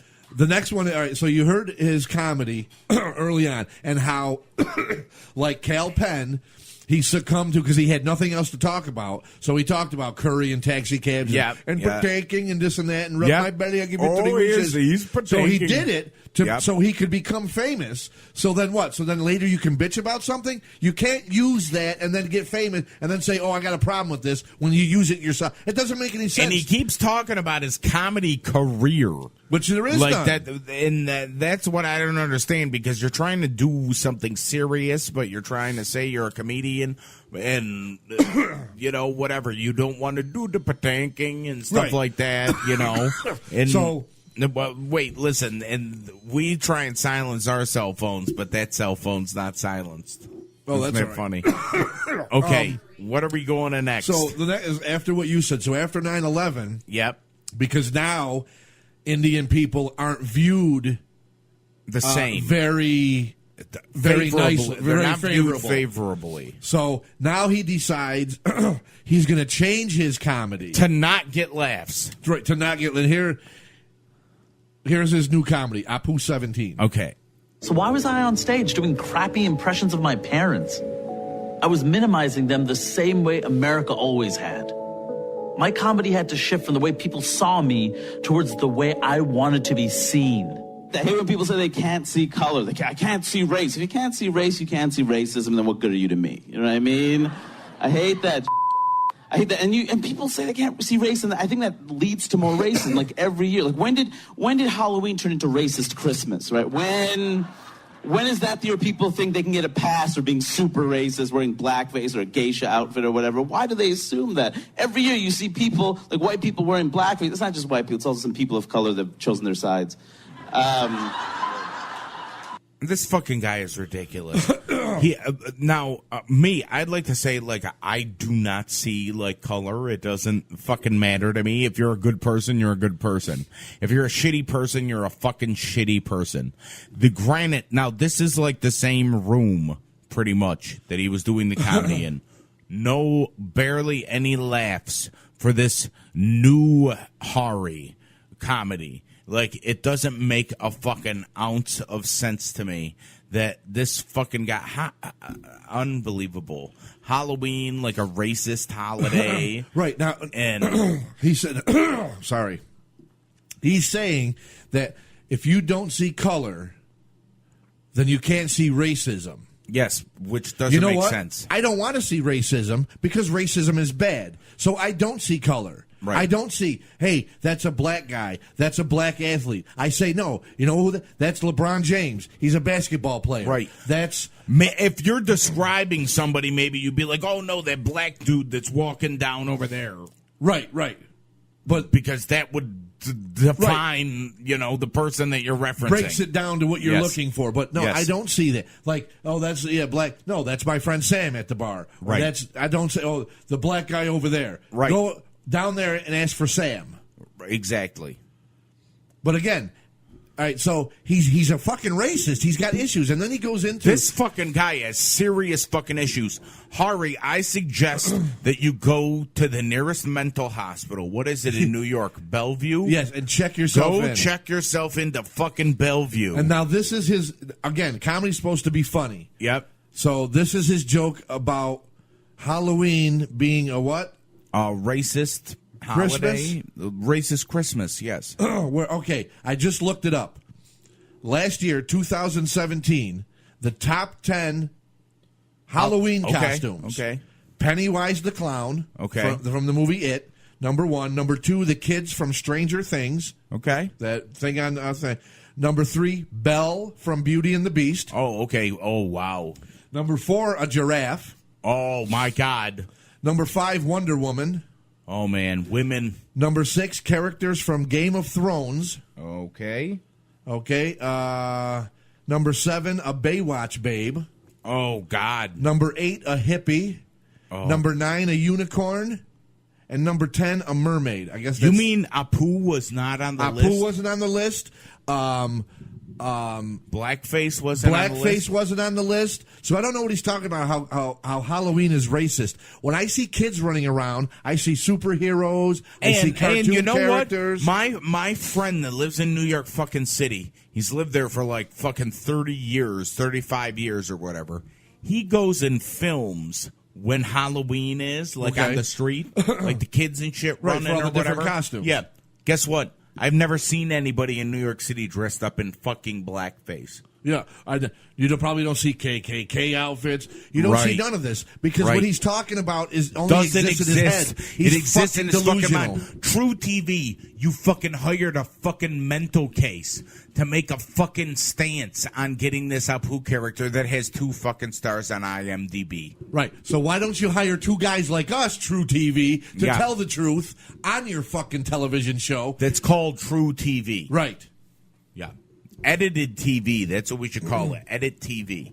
But, all right, more from it. Or that's all his awful comedy. Okay. And then Apu 18, how he doesn't understand comedy. So go ahead, Apu 18. This is how he doesn't understand comedy. Okay. I would go to the Comedy Cellar, and I love the Comedy Cellar, and I'd see all these comics, and they'd put my friends in the front row because we were brown people. At first, we thought it was great, and then we realized they're just going to pick on us the whole time. And it wasn't just one time, it was every time. It would be racist, and I'm like, okay, it's a joke, you got to take a joke. But we never got to reply. You don't get to reply if you're at a comedy show. First of all, you got to sit front row probably because you guys were first in line. Okay, or that's what you bought tickets for. They didn't just move. First of all, if it's a first come first served seating place, of course you're going to sit front row. They're not going to escort. They're going to seat you kind of like when you drive somewhere, when you drive to like a fair and there's parking and they tell you where to park because it's they first take come the first airplane served. wand Right. and wand you over to where so you as need you're to walking be. in the club, yes, you're in first, so you're going to sit in the front row. Don't wait at the fucking door to be the first one in, you won't sit at the front row. Yeah. All right? Second of all, if it's a ticket you bought, then you bought front row tickets. They're not going to say, if I bought front row tickets, they're not going to be why like, don't you move, why buddy? don't you move? You're white. Why don't you move back so we can put the brown people up front so they can be made fun of? No, you're fat. You're better than the brown people. Go sit up front. Yeah, no, it doesn't work like that bullshit. Yeah. And then, he's a comedian. You're not supposed to react. You're not supposed to get a chance to have a dialogue with a guy on stage. Right. That's not the act. Right. You go to watch the comedians laugh. You don't go to fucking interact with him unless he's an interactive comedian. And comedians aren't fucking interactive. Right. You know what? I know I'm fat and in a wheelchair. I would not want to sit up front at a comedy show. He doesn't understand comedy. I would not want to sit up front. Well, at they a put comedy my show. friends and I up front because we're brown. No, they put you up front because you're the first fucking idiots through the door. Wow. We don't have a chance to react when the guy makes fun of us because you're not part of the fucking act. Really? It doesn't make any fucking sense, Harry. I want to throw this fucking microphone against something. You're so stupid. You're so fucking retarded. Now, if you notice, when we're actually making fun of you, we're not patanking. Right, because you're just a fucking you're retard. Really? What's next? What is next here? More Dana Gould. Dana Gould 3 about writing TV. Okay, here's how to write TV. Hurry. It sounds like Cleveland Brown when he says Turry. It sounds like he's saying hurry. Hurry. Hurry, here's your bad comedy, hurry. To the writers, there's no difference. That Mr. Burns is funny in these 4 ways. Apu is funny in these 4 ways. That's so mechanical, though. That's the nature of writing a television show. Absolutely. There it is, fucking hurry. This character is funny this way. This character is funny this way. It is. It's called mechanics. It's called a formula. That's how it works. Again, horror movies. The formula for a horror movie, the formula 3 for white guys, for 1 a black slasher, guy, 1 girl. For a slasher movie was exposed in the Scream movies. The formula is you have a slasher running around with a mask knifing people. Right. You got your stereotypical virgin who survives. You got your black friend who dies first. You got this, and then you got this, and then the formula then that's the formula of writing comedy, which you obviously do not understand. Don't get it at all. What's next? Dana Gould 4 about Okay. about the difference of The Simpsons today as opposed to before. If it was done. Okay, Dana gotcha. Gould 4. If they were to make it today as Right. opposed to back then. Dana 4. By the time you got there, was there a sense of like any kind of regret? Like, I wish this character wasn't built this way. I think if The Simpsons were being done today, I'm not sure if you could have Apu voiced by Hank. I mean, do you see that as a good thing or a bad thing? Is there a value, or is it just the way it is? I see it as a thing. How much do you want to tear at the fabric of the show? Do you want to pull Apu, a beloved character, out of the Quickie Mart, a beloved setting, just for the sake of updating that character to be less anachronistic? Right. It is what it is. Okay? It was Yeah. done long ago because there wasn't any Indian actors, voice actors, so it was right. If it was done this way because everybody is so PC, again, right. He still would have had the patanking voice because they would have got probably Russell Peters to do the fucking voice. Exactly, and they would have said, Russell, can you do your parents Right. and if do not, this character? Russell Peters, being a fucking comedian Would probably- who knows comedy, would have suggested, hey, do you want me to do the voice like this? I think it would be funny. Exactly. Because that's what the character would be. Because a Russell stereotypical- Peters understands comedy. Like, I don't get what this kid is, and he's trying to He's trying to fish for things, but he's not getting and he's still putting it in the documentary. Everybody is making you look like a jerk off, right? And you're so fucking stupid, you don't even see it, and you put out this piece of trash documentary. Yeah, exactly. Now wait, what's next? Because we're winding down here. We're getting some good clips right here. Right now is more contradiction. Apu 19. Apu 19. This is more of his contradiction. Yes. I don't think Hank Azaria thought about it probably that much. It was just a funny character, one among many that he did. I mean, that's part of comedy, too. I mean, I think the media that is created, I mean, part of it is to have a conversation. And with stand-up, you're having a conversation. You might not be having the conversation directly with the performer, but the stuff I hear other performers say, I think about, like, that's a lot of people who feel that way. It's not just him. I'm not going after him. I'm going after all the people that laughed and feel the same way. Wow. Well, first off, the guy first talking was not him. I don't know who it was. Right. But, like after that first sentence, it was Hari. And talking about how, he knows comedy and something that's supposed to be funny, but he doesn't know what he's talking about. We might even almost have to play it again just so I can wrap my head around. Are you able to stop it in the middle? Nope, because you didn't want me to.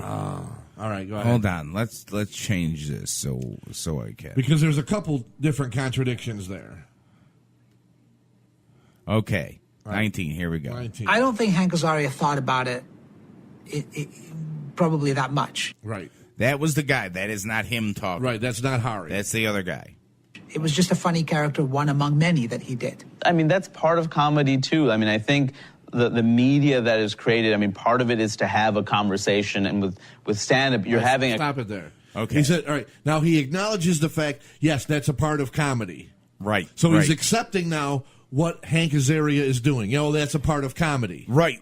But your whole documentary is about how he doesn't get it.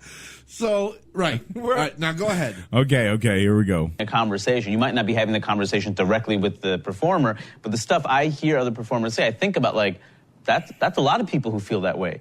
It's not just him. I'm not going after him. I'm going after all the people that laughed and feel the same way.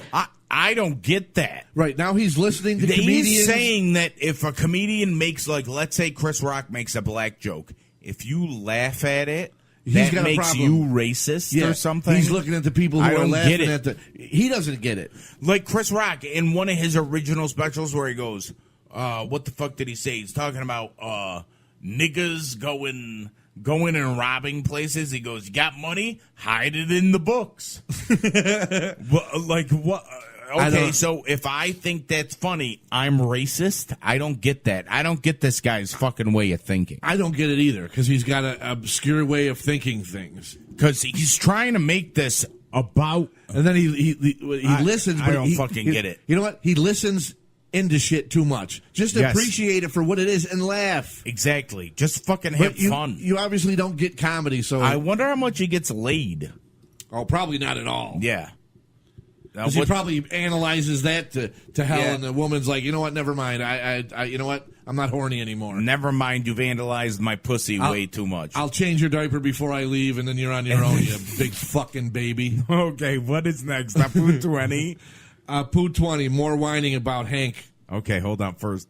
Stereotype? Who's a stereotype? That's a spicy accusation. You pipe it down. Hey.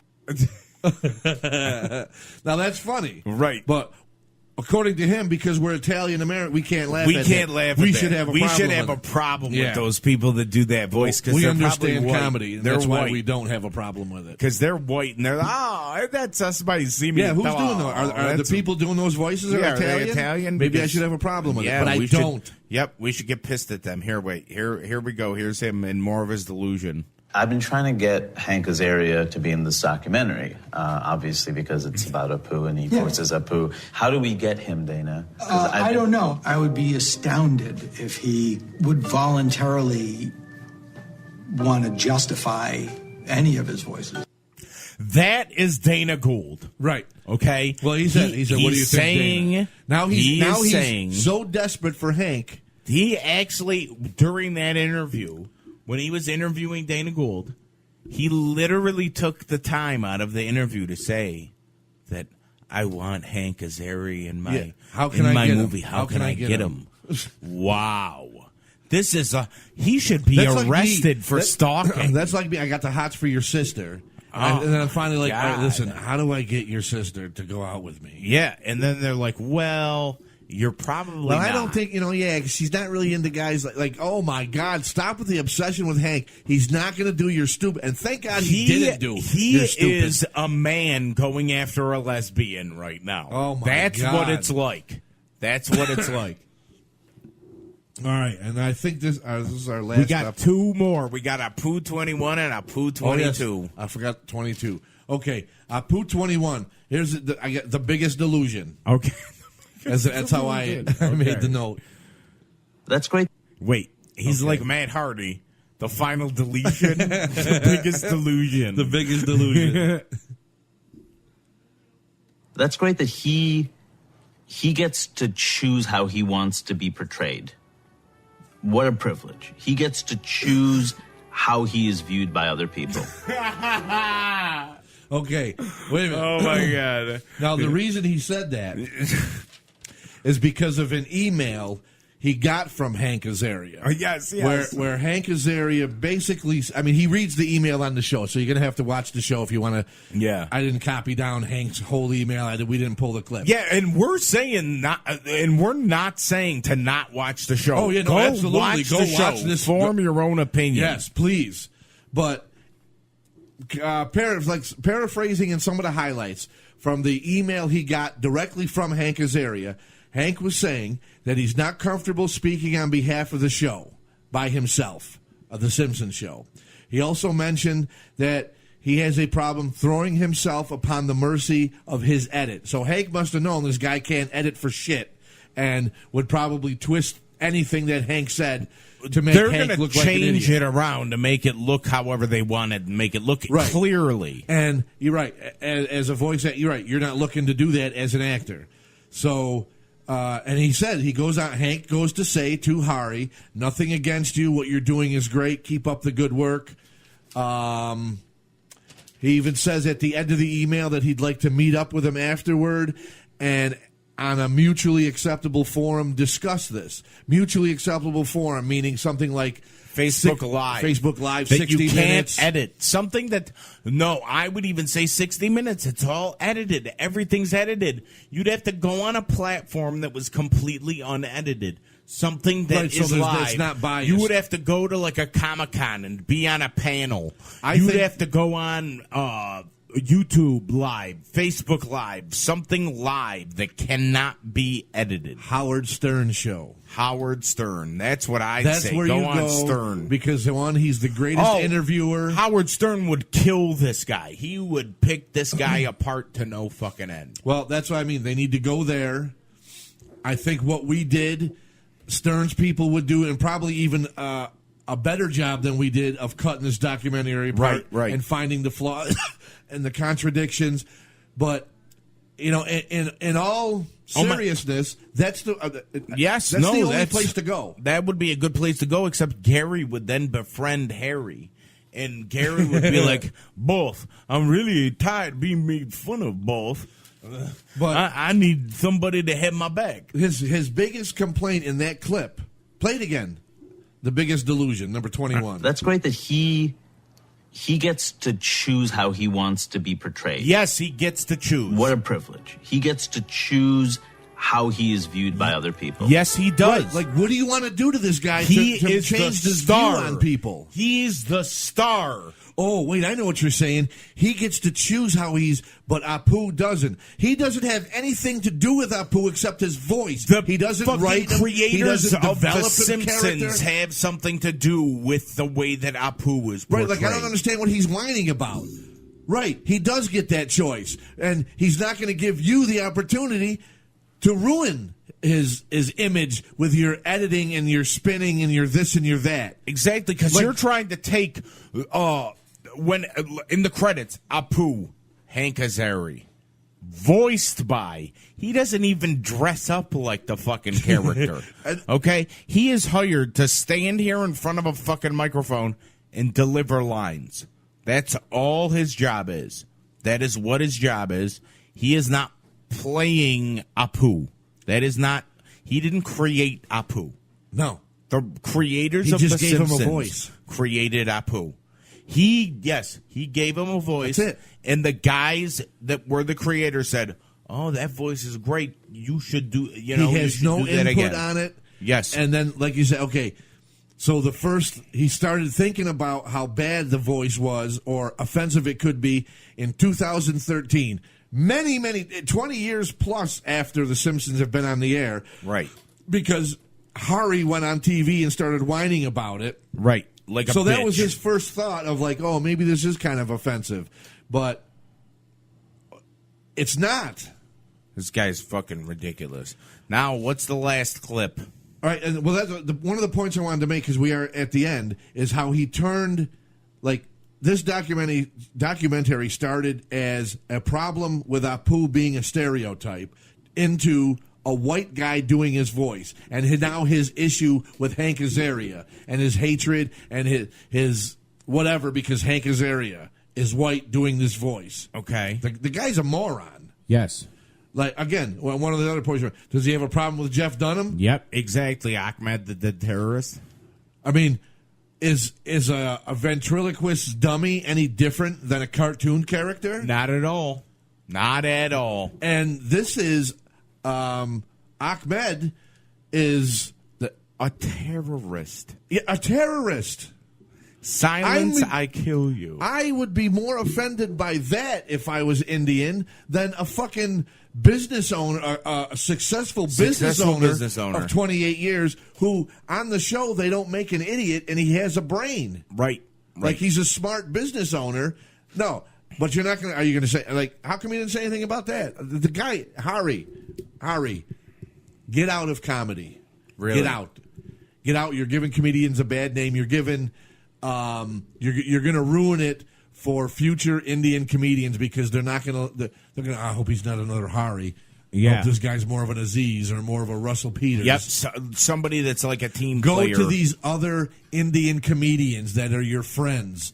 Sit down with them and ask them to help you write comedy. Ask them to teach you about comedy because you don't know a goddamn thing about it. Right.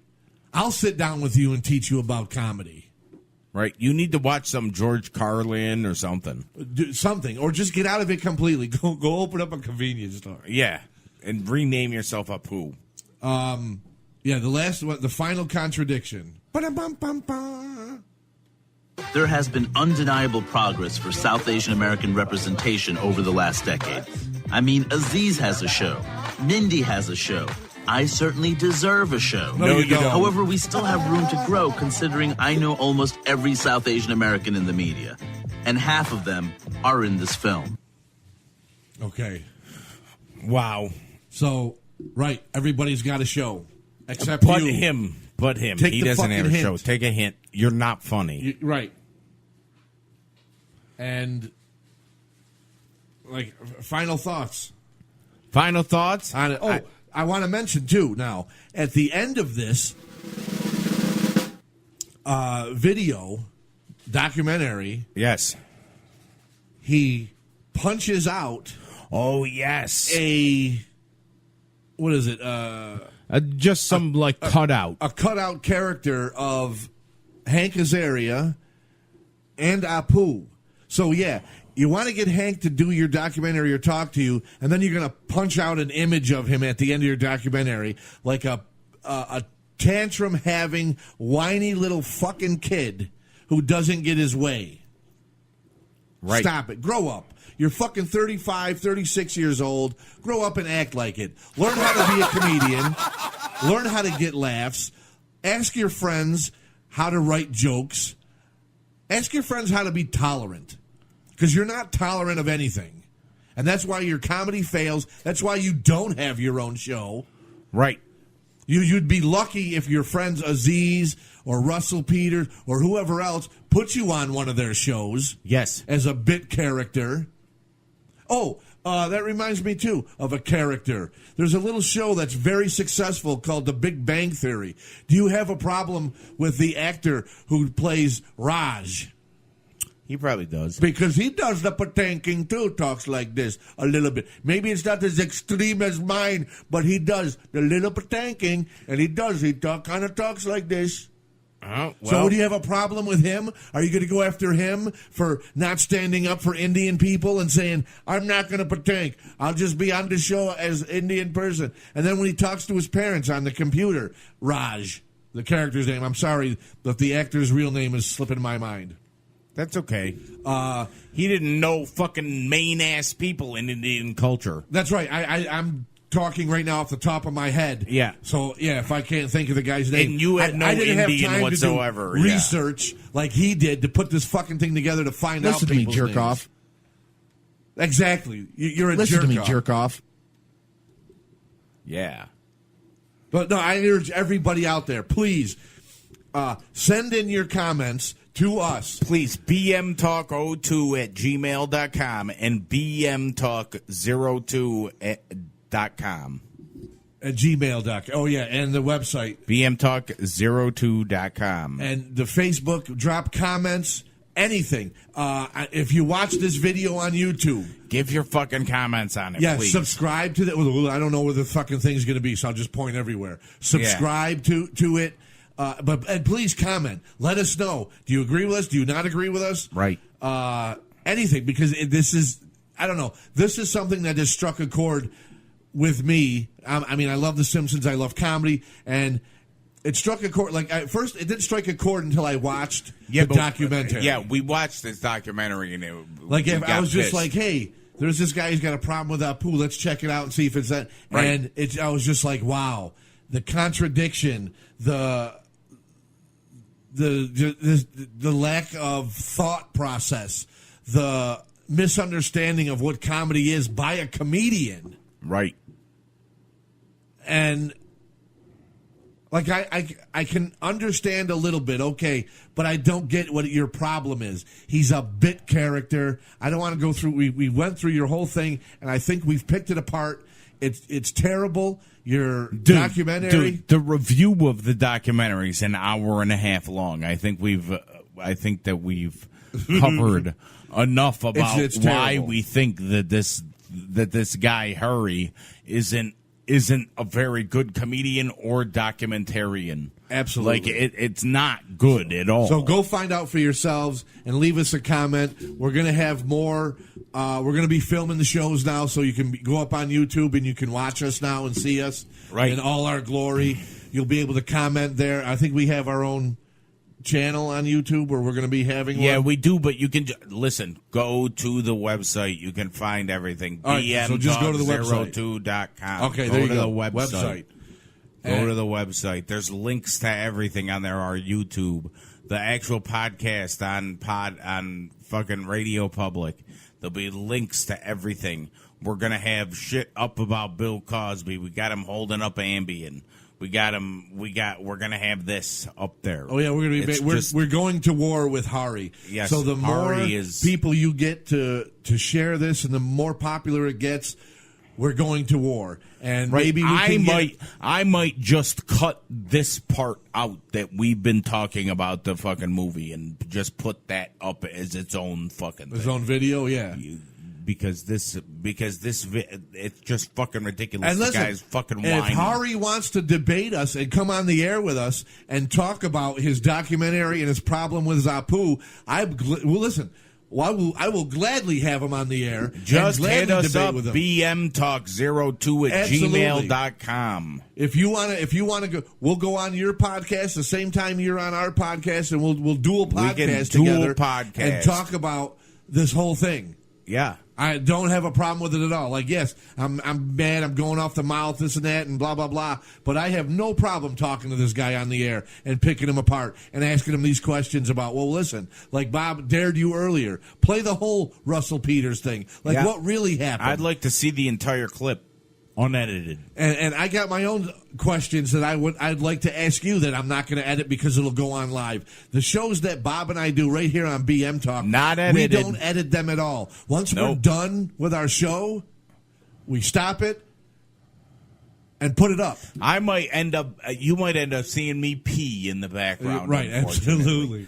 unfortunately. We have to watch that earlier because if it is, Yeah, we're gonna have to watch that. This has been. we might have to. We're gonna have to put a black have to edit bar that. A over black me, bar. over me to fucking. Oh no, wait. Hari might get offended. We'll just put a bar. Oh yeah, Hari. We'll just put a bar. Hopefully, over me. Hari doesn't have a problem with people with MS who have to pee in a carafe. Oh yes, so he's That's right. He's got to go off camera because it would be kind of rude if he just stood up, pulled his dick out, and pissed in his carafe. Yeah, let me pee in my carafe. So hopefully, Hari don't have a problem with that. Let's hope. So I would say we got everything out that we wanted to get out about this fucking movie. Yes. Or this documentary. Oh my God, so much work. Oh, we did work. We and did research. work last night. It was great. We should have stopped watching wrestling, but we didn't. We should have, but we didn't. We continued we to were watch wrestling and then wrestling fucking fans. figured out this Hari situation. And because... But that's why you're getting the show on Saturday rather than Friday this week because of all the research and clips we had to pull and everything else that we wanted to put together. Because I said I wanted to make this an intelligent argument toward this guy. Right, and you know what? We're not going to feel like shit after this episode. Absolutely not. Because we've actually fucking researched this. We pulled clips from it. We didn't edit any of these clips. We pulled the clips.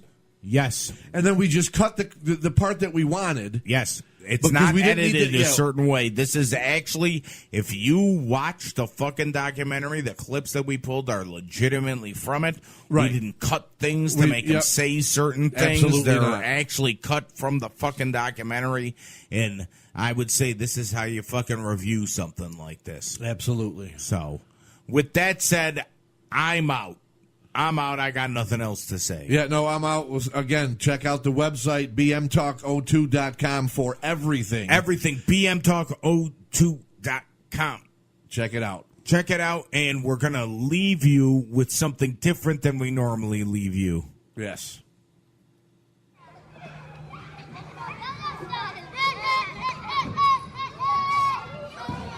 Playtime's over, bitches. It's time to talk shit with Marc and Bob on BM Talk.